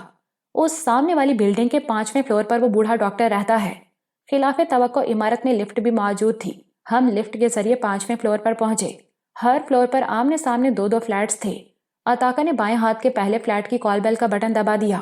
فوراً ہی دروازہ کھلا اور ایک چینی لڑکی کا چہرہ نمودار ہوا۔ اب نہ جانے وہ لڑکی تھی یا عورت، چینی خواتین کی عمر کا اندازہ ان کے چہرے سے نہیں ہوتا۔ وہ عطاقہ کو دیکھ کر مسکرائی۔ عطاقہ نے جلدی جلدی چینی زبان میں کچھ کہا۔ چینی لڑکی نے اسبات میں سر ہلاتے ہوئے اس کی بات کا جواب دیا اور دروازہ کھول کر ایک طرف ہٹ گئی۔ ہم لوگ کمرے میں داخل ہوئے تو کوئی چیز جلنے کی ناگوار بو محسوس ہوئی۔ وہ کمرہ ڈرائنگ روم یا ویٹنگ روم کے طور پر استعمال ہوتا ہوگا، کیونکہ وہاں دیوار کے ساتھ ساتھ قطار سے صوفے لگے ہوئے تھے۔ فرش پر بوسیدہ سا قالین بھی تھا۔ دیواروں پر قدیم چینی آرٹ کے نمونے چسپاں تھے۔ ہم عطاقہ کے اشارے پر ایک صوفے پر بیٹھ گئے۔ عطاقہ نے بتایا کہ بوڑھا ڈاکٹر ابھی ایک زخمی کی مرہم پٹی کر رہا ہے، اس سے فارغ ہو کر وہ ہم سے ملے گا۔ ہم انتظار کرتے رہے۔ برڈ نے انتظار سے اکتا کر کہا، یار شہباز، یہاں سے چلو، یہ ناگوار بو میرے دماغ پر چڑھ گئی ہے۔ تم سمجھتے کیوں نہیں کہ میں بالکل ٹھیک ہوں؟ یہ ان جڑی بوٹیوں کی بو ہے جو ڈاکٹر استعمال کرتا ہے، عطاقہ نے بتایا۔ اب یہاں تک آ ہی گئے ہیں تو تھوڑا سا انتظار کر لو۔ برڈ نے بے بسی سے ہونٹ چبائے اور سامنے والی دیوار کو گھورنے لگا۔ اسی وقت اندرونی دروازے سے وہی چینی لڑکی یا عورت نمودار ہوئی۔ اس نے جینز اور شرٹ پہن رکھی تھی جو اس کے سب پارٹ جسم پر بہت بری لگ رہی تھی۔ اس نے عطاقہ سے جلدی جلدی کچھ کہا۔ اس کی زبان اتنی تیزی سے چل رہی تھی کہ مجھے حیرت ہو رہی تھی۔ ہماری خواتین بولنے کے سلسلے میں خواہ مخواہ بدنام ہیں۔ وہ اتنی تیز رفتاری سے زبان چلا رہی تھی کہ عطاقہ کو کچھ بولنے کا موقع ہی نہیں دے رہی تھی۔ وہ جو ہی سانس لینے کو رکی، عطاقہ نے جلدی سے کچھ کہا اور اٹھ کھڑا ہوا۔ لڑکی کے اشارے پر وہ ہمیں لے کر ایک دروازے کی طرف بڑھا۔ دوسرے ہی لمحے ہم اس بوڑھے چینی کے سامنے کھڑے تھے۔ وہ دبلا پتلا سا شخص تھا۔ اس کی عمر میرے اندازے کے مطابق 80 سال کے لگ بھگ ہوگی۔ چینیوں کے روایتی انداز کے مطابق اس کی ٹھوڑی پر لمبی سی داڑھی بھی تھی اور اوپری ہونٹ کے دونوں سروں کے پاس سے پتلی پتلی مونچھیں بھی لٹک رہی تھیں۔ کمرے میں داخل ہوتے ہی وہ بو مزید ناقابل برداشت ہو گئی۔ اس کی چھوٹی چھوٹی عقابی نظریں ہم تینوں پر جمی ہوئی تھیں۔ عطاقہ نے چینیوں کے روایتی انداز میں جھک کر اسے تعظیم دی اور ہمیں بھی ایسا کرنے کا اشارہ کیا۔ ہم دونوں نے بھی عطاقہ کی تقلید کی۔ کمرے میں پرانا سا ایک قالین پڑا ہوا تھا۔ فرنیچر کے نام پر صرف بڑی سی ایک میز کمرے کے کونے میں پڑی ہوئی تھی، جس پر بے شمار شیشیاں، مرتبان اور چھوٹے بڑے ڈبے رکھے ہوئے تھے۔ بوڑھا چینی فرش پہ دیوار سے پشت ٹکائے بیٹھا تھا۔ ہم لوگ بھی اس کے سامنے بیٹھ گئے۔ اس نے باری باری ہماری آنکھوں کو بغور دیکھا، پھر ٹوٹی پھوٹی انگلش میں برڈ سے بولا، تمہارا خون کچھ زیادہ بہہ گیا ہے، مگر پریشانی کی کوئی بات نہیں ہے۔ میری دوا سے تم 2 دن کے اندر اندر چاقو چوبند ہو جاؤ گے۔ میں اس بوڑھے کی بات پر حیران رہ گیا۔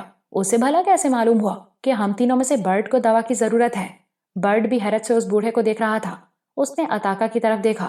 اس کے چہرے پر ایسے تاثرات تھے جیسے وہ کہہ رہا ہو کہ دیکھا اس ڈاکٹر کا کمال۔ اب جسم پر کوئی زخم تو نہیں ہے؟ بوڑھے نے برڈ سے پوچھا۔ زخم تو کوئی نہیں ہے، البتہ کمزوری خاصی ہے، برڈ نے جواب دیا۔ وہ بھی بوڑھے چینی سے مروب دکھائی دے رہا تھا۔ فکر مت کرو، سب ٹھیک ہو جائے گا، بوڑھے نے جواب دیا۔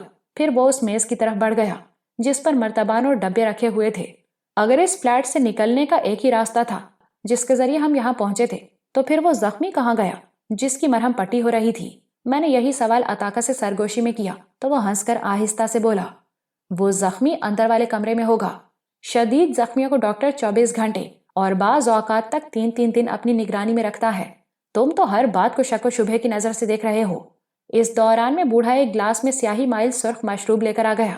اس نے وہ گلاس برڈ کی طرف بڑھا دیا اور ہنس کر بولا، یہ دوا بہت کڑوی ہے مگر انتہائی مؤثر ہے، بس ایک سانس میں اسے پی جاؤ۔ برڈ نے گلاس لے کر بے بسی سے مجھے اور عطاقہ کو دیکھا، پھر اس نے گلاس ہونٹوں سے لگا کر ایک سانس میں خالی کر دیا۔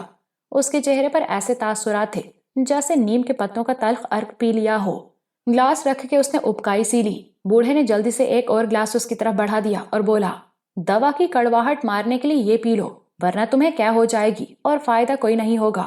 برڈ نے کسی فرما بردار بچے کی طرح وہ گلاس بھی ایک سانس میں خالی کر دیا۔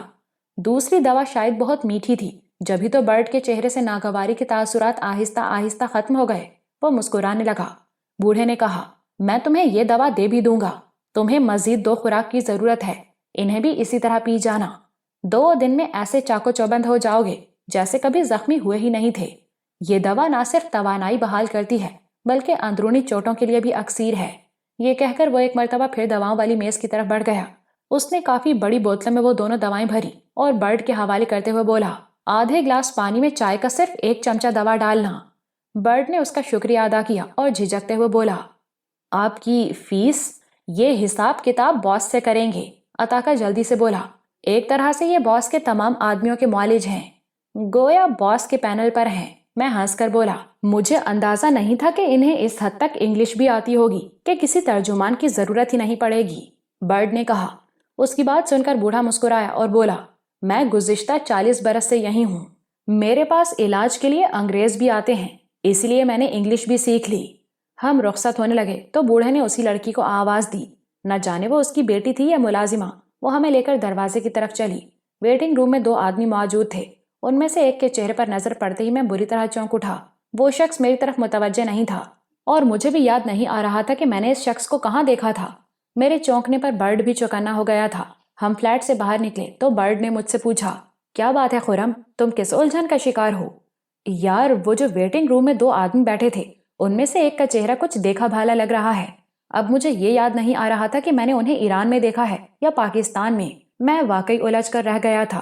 ان دونوں کا تعلق کسی یورپی ملک سے تھا، ممکن ہے جرمن رہے ہوں۔ الجھنے سے کوئی فائدہ نہیں، عطا نے کہا۔ اگر تمہیں اس شخص پر شبہ ہے تو ہم اس کا پیچھا کر کے ٹھکانہ معلوم کر لیں گے، یا پھر اس دوران میں تمہیں یاد آ جائے گا تو اسے اغوا کر کے اس سے پوچھ گچھ بھی کر سکتے ہیں۔ پریشان کیوں ہوتے ہو؟ ہم لوگ ایک مرتبہ پھر سیڈان میں جا بیٹھے۔ عطا نے سیڈان ایسے رخ پر کھڑی کر دی تھی کہ ہم دائیں یا بائیں طرف کسی بھی رکاوٹ کے بغیر جا سکتے تھے۔ جن لوگوں کا تعاقب کرنا تھا وہ نہ جانے کس سمت میں جاتے۔ ہمیں زیادہ انتظار نہیں کرنا پڑا۔ مشکل سے 10 منٹ بعد وہ بلڈنگ کے صدر دروازے پر نمودار ہوئے۔ ان کا رخ دائیں طرف کھڑی ہوئی پرانی سی ایک شیورلے کی طرف تھا۔ ڈرائیونگ سیٹ اس نے سنبھالی، جسے دیکھ کر میں چونکا تھا۔ پھر شیورلے کے روانہ ہوتے ہی ہماری گاڑی بھی حرکت میں آئی۔ اس گنجان آباد علاقے اور ٹریفک کے ازدحام میں ڈرائیو کرنا واقعی کمال کی بات تھی، مگر عطا شاید اکثر اس علاقے میں آتا رہتا تھا، اس لیے وہ انتہائی مہارت سے ڈرائیونگ کر رہا تھا۔ اس لیے عطا کو ڈرائیونگ میں کوئی مشکل پیش نہیں آ رہی تھی اور وہ تعاقب بھی بہت احتیاط سے کر رہا تھا۔ شیورلے اور ہماری گاڑی کے درمیان 3 کاریں تھیں۔ یہ تعاقب تقریباً آدھ گھنٹہ جاری رہا۔ پھر شیورلے ایک کثیر المنزلہ عمارت کے سامنے رک گئے۔ عطا گاڑی لیے ہوئے سیدھا نکل گیا اور کچھ فاصلے پر پارکنگ کی جگہ دیکھ کر گاڑی روک دی۔ شیورلے والے اب گاڑی سے اتر کر اس عمارت کی طرف بڑھ رہے تھے۔ میں نے اترنا چاہا تو عطا نے مجھے روک دیا۔ تم ٹھہرو خرم، اگر تم اسے پہچانتے ہو تو وہ بھی تمہیں پہچان لے گا۔ میں اس کے پیچھے جاتا ہوں، فی الحال صرف ٹھکانہ ہی تو معلوم کرنا ہے۔ یہ کہہ کر وہ تیزی سے نیچے اتر گیا۔ شیورلے والے اب بلڈنگ کے صدر دروازے تک پہنچ چکے تھے۔ وہ لوگ بلڈنگ میں داخل ہوئے تو عطا نے ان کے پیچھے دوڑ لگا دی اور لمحوں میں وہ بلڈنگ میں داخل ہو گیا۔ یار برڈ، میں نے اس شخص کو کہاں دیکھا ہے؟ میں خود کلامی کے انداز میں بڑبڑایا۔ میری یادداشت اتنی کمزور تو نہیں ہے؟ یار کبھی کبھی وہم بھی ہوتا ہے کسی بات کا، برڈ نے جواب دیا۔ کوئی چہرہ دیکھ کر بعض اوقات ایسا لگتا ہے کہ ہم نے اسے پہلے بھی دیکھا ہے، مگر حقیقت میں ایسا نہیں ہوتا۔ یہ میرا وہم نہیں ہے، میں جھنجھلا گیا۔ مجھے سوچنے دو، میں نے اسے کہاں دیکھا ہے؟ میں نے اپنے سر کو دونوں ہاتھوں سے دباتے ہوئے کہا، یار ویسے اس بوڑھے چینی کی دوا میں واقعی جادو ہے، برڈ نے کہا۔ میں نے ابھی صرف 1 ڈوز لی ہے اور مجھے ایسا لگ رہا ہے جیسے میری تمام توانائی لوٹ آئی ہو۔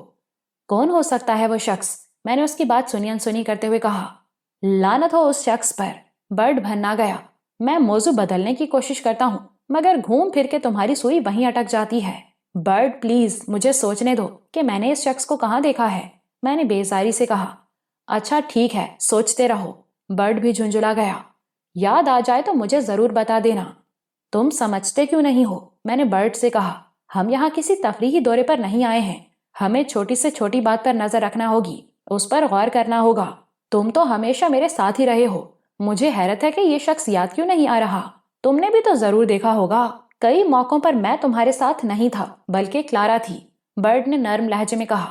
وہ میری ذہنی کیفیت سمجھ رہا تھا، ایسے ہی کسی موقع پر یہ تمہارے سامنے آیا ہوگا۔ اس کی بات پر میرے ذہن میں جھماکا سا ہوا۔ مجھے یاد آ گیا کہ میں نے اس شخص کو کہاں دیکھا تھا۔ وہاں نہ کلارا تھی نہ برڈ، کچھ لوگ مجھے اغوا کر کے لے گئے تھے اور مجھے قید کر دیا تھا۔ وانگیو کی جاپانی سیکرٹری ان لوگوں سے مل گئی تھی۔ بعد میں موقع ملنے پر میں نے اس قید سے رہائی حاصل کر لی تھی اور وانگیو کی سیکرٹری کے علاوہ وہاں موجود دوسرے لوگوں کو بھی ٹھکانے لگا دیا تھا۔ اس شخص کو میں نے اسی بنگلے میں دیکھا تھا۔ اس نے مجھے باندھنے میں دوسرے آدمیوں کی مدد بھی کی تھی اور مجھ پر تشدد بھی کیا تھا۔ برٹ بہت غور سے میرے چہرے کے تاثرات دیکھ رہا تھا۔ اس نے اچانک پوچھا، کیا ہوا خرم، کچھ یاد آ گیا کیا؟ ہاں یار، مجھے یاد آ گیا کہ میں نے اس شخص کو کہاں دیکھا ہے، میں نے پرجوش لہجے میں کہا، پھر چونک کر بولا، تم مجھے بار بار میرے اصلی نام سے مخاطب کر رہے ہو، حالانکہ میر صاحب نے… سوری شہباز، برٹ ہنسنے لگا، میں بالکل بھول جاتا ہوں کہ اب تم خرم نہیں ہو، مگر تم نام کی اس بحث میں کہاں پڑ گئے؟ وہ چونک کر بولا، مجھے تو تم اس شخص کے بارے میں بتا رہے تھے۔ یار اس شخص سے ہمیں کلو مل سکتا ہے، ان لوگوں نے ایک دفعہ مجھے اغوا کیا تھا۔ اس شخص نے؟ برڈ نے پوچھا۔ یہ تو معمولی سا ایک مہرہ ہے، میں نے جواب دیا، مگر یہ ہمیں اصل آدمی تک پہنچا سکتا ہے۔ پھر کیا خیال ہے؟ برڈ کی آنکھوں میں وہی چمک نمودار ہو گئی جو شکار کرنے سے پہلے چیتے کی آنکھوں میں ہوتی ہے۔ عطاقہ لوٹ آئے، پھر طے کرتے ہیں کہ ہمیں کیا کرنا ہے، میں نے جواب دیا اور بے چینی سے بلڈنگ کے صدر دروازے کی طرف دیکھنے لگا۔ عطاقہ کو گئے ہوئے کافی دیر ہو چکی تھی، اب تک اسے لوٹ آنا چاہیے تھا۔ ہر طرف اندھیرا پھیل چکا تھا، مگر بلڈنگ کے صدر دروازے کے عین اوپر خاصا پاورفل بلب لگا ہوا تھا، پھر اسٹریٹ لائٹس بھی روشن تھی، اس لیے اندھیرے سے کوئی خاص فرق نہیں پڑا تھا۔ میں نے ایک مرتبہ پھر کلائی کی گھڑی دیکھی، عطاقہ کو گئے ہوئے 20 منٹ ہو چکے تھے۔ میں دروازہ کھولتے ہوئے بڑبڑایا، میں دیکھتا ہوں عطاقہ کہاں رہ گیا۔ ٹھہرو شہباز، میں بھی تمہارے ساتھ چلتا ہوں، برڈ نے نیچے اترتے ہوئے کہا۔ اسی وقت مجھے عطاقہ دکھائی دیا، وہ تیز قدموں سے گاڑی کی طرف آ رہا تھا۔ میں اور برڈ دوبارہ گاڑی میں بیٹھ گئے۔ عطاقہ ڈرائیونگ سیٹ پر آ بیٹھا۔ میں نے اس سے کہا، بہت دیر لگا دی تم نے، کوئی خاص بات معلوم ہوئی؟ وہ دونوں 3rd فلور کے فلیٹ نمبر 7 میں گئے ہیں، اسی فلور پر میرا ایک شناسا بھی رہتا ہے، اس کے فلیٹ کا نمبر 3 ہے، وہ مجھے اپنے فلیٹ میں لے گیا تھا۔ اسی نے بتایا کہ فلیٹ نمبر 7 والوں کی سرگرمیاں مشتبہ ہیں، یا تو ان کا تعلق بدماشوں کے کسی گینگ سے ہے، یا پھر وہ اکیلے ہی غیر قانونی کام کرتے ہیں۔ ان کے فلیٹ پر اکثر و بیشتر نئے نئے چہرے دکھائی دیتے ہیں۔ بظاہر ان کا ذریعہ معاش کچھ نہیں ہے، مگر وہ لوگ پرآسائش زندگی گزارتے ہیں۔ ابھی تو صرف وہی 2 ہیں جن کا تعاقب کرتے ہوئے ہم یہاں تک پہنچے ہیں، عطاقہ نے بتایا۔ انہوں نے میرے سامنے فلیٹ کا تالا کھولا تھا۔ ٹھیک ہے، آؤ میرے ساتھ، میں نے اچانک اوپر جانے کا فیصلہ کر لیا۔ عطاقہ نے حیرت سے مجھے دیکھا، کچھ کہنے کی کوشش کی، پھر ارادہ ترک کر دیا۔ وہ اگر مجھے روکنے کی کوشش کرتا تو میں اسے اسی وقت واپس بھیج دیتا۔ وہ میرا مددگار تھا، مشیر نہیں۔ ہم تینوں تیزی سے بلڈنگ میں داخل ہوئے۔ عطاقہ نے بتایا کہ یہاں لفٹ نہیں ہے۔ ہم زینوں کی طرف بڑھ گئے۔ مجھے برڈ کی فکر تھی کہ ممکن ہے وہ 3rd فلور تک چڑھنے کی مشقت برداشت نہ کر سکے، لیکن اسے دیکھ کر حیرت کے ساتھ ساتھ خوشی بھی ہوئی۔ وہ ایسا چاقو چوبند تھا جیسے کبھی زخمی ہوا ہی نہ ہو۔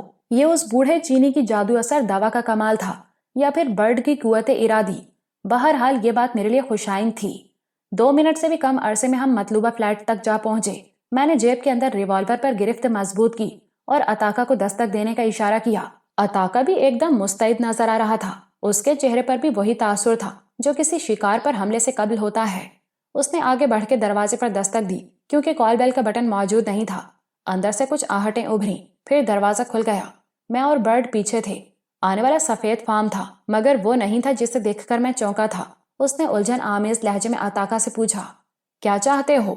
تم سے اور تمہارے ساتھی سے کچھ گفتگو کرنا ہے۔ عطاقہ کا لہجہ سرد تھا۔ ہم لوگ فالتو نہیں بیٹھے ہیں، سفید فام نے ناگواری سے کہا اور دروازہ بند کرنا چاہا، مگر عطاقہ نے درمیان میں اپنا پاؤں اڑا دیا اور سفید فام کو پیچھے دھکیل کر اندر داخل ہو گیا۔ یہ سب کیا ہے؟ سفید فام دھاڑا، کون ہو تم؟ خاموش رہو، عطاقہ نے سرد لہجے میں کہا اور ریوالور نکال لیا۔ اب آواز نکلی تو پھر بولنے کے بھی قابل نہ رہو گے۔ میں اور برڈ پھرتی سے اندر داخل ہوئے اور دروازہ بولٹ کر دیا۔ اپنے ساتھی کی آواز سن کر وہ شخص بھی دوڑتا ہوا وہاں پہنچ گیا جس کا تعاقب کرتے ہوئے ہم یہاں تک پہنچے تھے۔ اس نے بے یقینی سے اس منظر کو دیکھا، پھر اچانک جیب میں ہاتھ ڈالنا چاہا، مگر برڈ کی آواز سن کر ساکت ہو گیا۔ اپنی جگہ سے ہلنے کی کوشش مت کرنا ورنہ کھوپڑی اڑا دوں گا۔ برڈ کے صفاق لہجے اور ماؤزر نے اس کا حوصلہ پست کر دیا اور اس نے غیر شعوری طور پر ہاتھ اٹھا لیے۔ انہیں اندر لے چلو، میں نے کہا۔ عطاقہ اور برڈ ان دونوں کو دھکیلتے ہوئے اندر والے کمرے میں آ گئے۔ وہ کمرہ ڈرائنگ روم کے طرز پر استعمال ہوتا تھا۔ وہاں ایک صوفہ سیٹ، چند کرسیاں اور ایک سینٹرل ٹیبل تھی۔ ٹیبل پر شراب کی آدھی بوتل اور 2 گلاس رکھے تھے جو تقریباً آدھے تھے۔ وہ لوگ شراب سے شغل کر رہے تھے۔ میز پر ہولسٹر سمیت .45 کا ایک ریوالور بھی موجود تھا۔ ریوالور کی نال پر سائلنسر بھی فٹ تھا۔ شاید وہ لوگ کہیں جانے کا ارادہ رکھتے تھے کیونکہ ابھی تک پورے لباس میں تھے۔ کمرے میں پہنچ کر اس سفید فام نے عطاقہ سے پوچھا جس نے دروازہ کھولا تھا، آخر تم لوگ ہم سے چاہتے کیا ہو؟ میں نے کہا نا کہ خاموش رہو۔ عطاقہ نے بائیں ہاتھ سے اس کے منہ پر اتنا زوردار تھپڑ مارا کہ اس کے ہونٹ پھٹ گئے اور منہ سے خون رسنے لگا۔ کیا نام ہے تمہارا؟ میں نے اس آدمی سے پوچھا جو برڈ کے قبضے میں تھا۔ مارٹن، اس نے بیزاری سے جواب دیا۔ تم پاکستان کیوں گئے تھے؟ میں نے اسے گھورتے ہوئے سرد لہجے میں پوچھا۔ اس کے چہرے پر ایک رنگ سا آ کر گزر گیا۔ دیکھو، جھوٹ بولو گے تو سراسر نقصان میں رہو گے، بہتر یہی ہے کہ جو کچھ پوچھا جائے سچ سچ بتا دو۔ میں تمہاری جان نہیں لوں گا، لیکن اگر تم جھوٹ بولے تو تمہیں زندگی بھر کے لیے معذور کر دوں گا، پھر تمہاری بقیہ عمر اپاہجوں کی طرح ویل چیئر پر گزرے گی۔ وہ جھرجھری سی لے کر رہ گیا، پھر وہ تھوک نکل کر بولا، پوچھو، کیا پوچھنا چاہتے ہو؟ پاکستان کیوں گئے تھے؟ میں نے اپنا سوال دہرایا۔ وہاں کے لیے کسی نے میری خدمات حاصل کی تھیں، اس نے جواب دیا، مگر اس کا نام مت پوچھنا کیونکہ میں نام نہیں بتا پاؤں گا، مجھے علم ہی نہیں ہے تو کیا بتاؤں گا۔ تمہاری خدمات حاصل کی تھیں؟ میں نے حیرت سے دہرایا۔ تم ہو کیا جو تمہاری خدمات بھی حاصل کی جاتی ہیں؟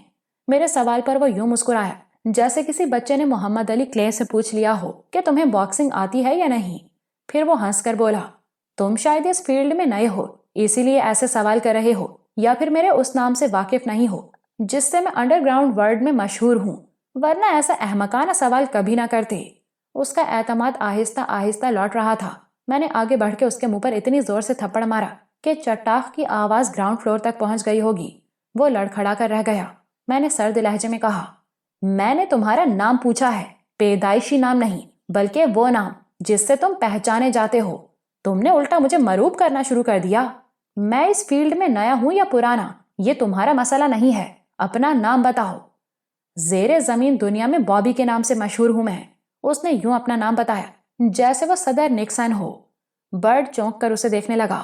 عطاقہ بھی اس کا نام سن کر چونک اٹھا تھا۔ ان دونوں کے چونکنے سے مجھے اندازہ ہوا کہ اس کی کوئی نہ کوئی اہمیت ضرور ہے۔ پاکستان کیوں گئے تھے؟ میں نے پھر پوچھا۔ تمہاری خدمات حاصل کی گئی تھیں۔ میں نے جملہ پورا کر دیا۔ میں یہ پوچھ رہا ہوں کہ کس سلسلے میں تمہاری خدمات حاصل کی گئی تھیں؟ کچھ چیزیں وہاں سے لے کر آنا تھیں، وہ اطمینان سے بولا۔ میں کفل شکنی سے لے کر بائی جیکنگ تک ہر کام کر سکتا ہوں۔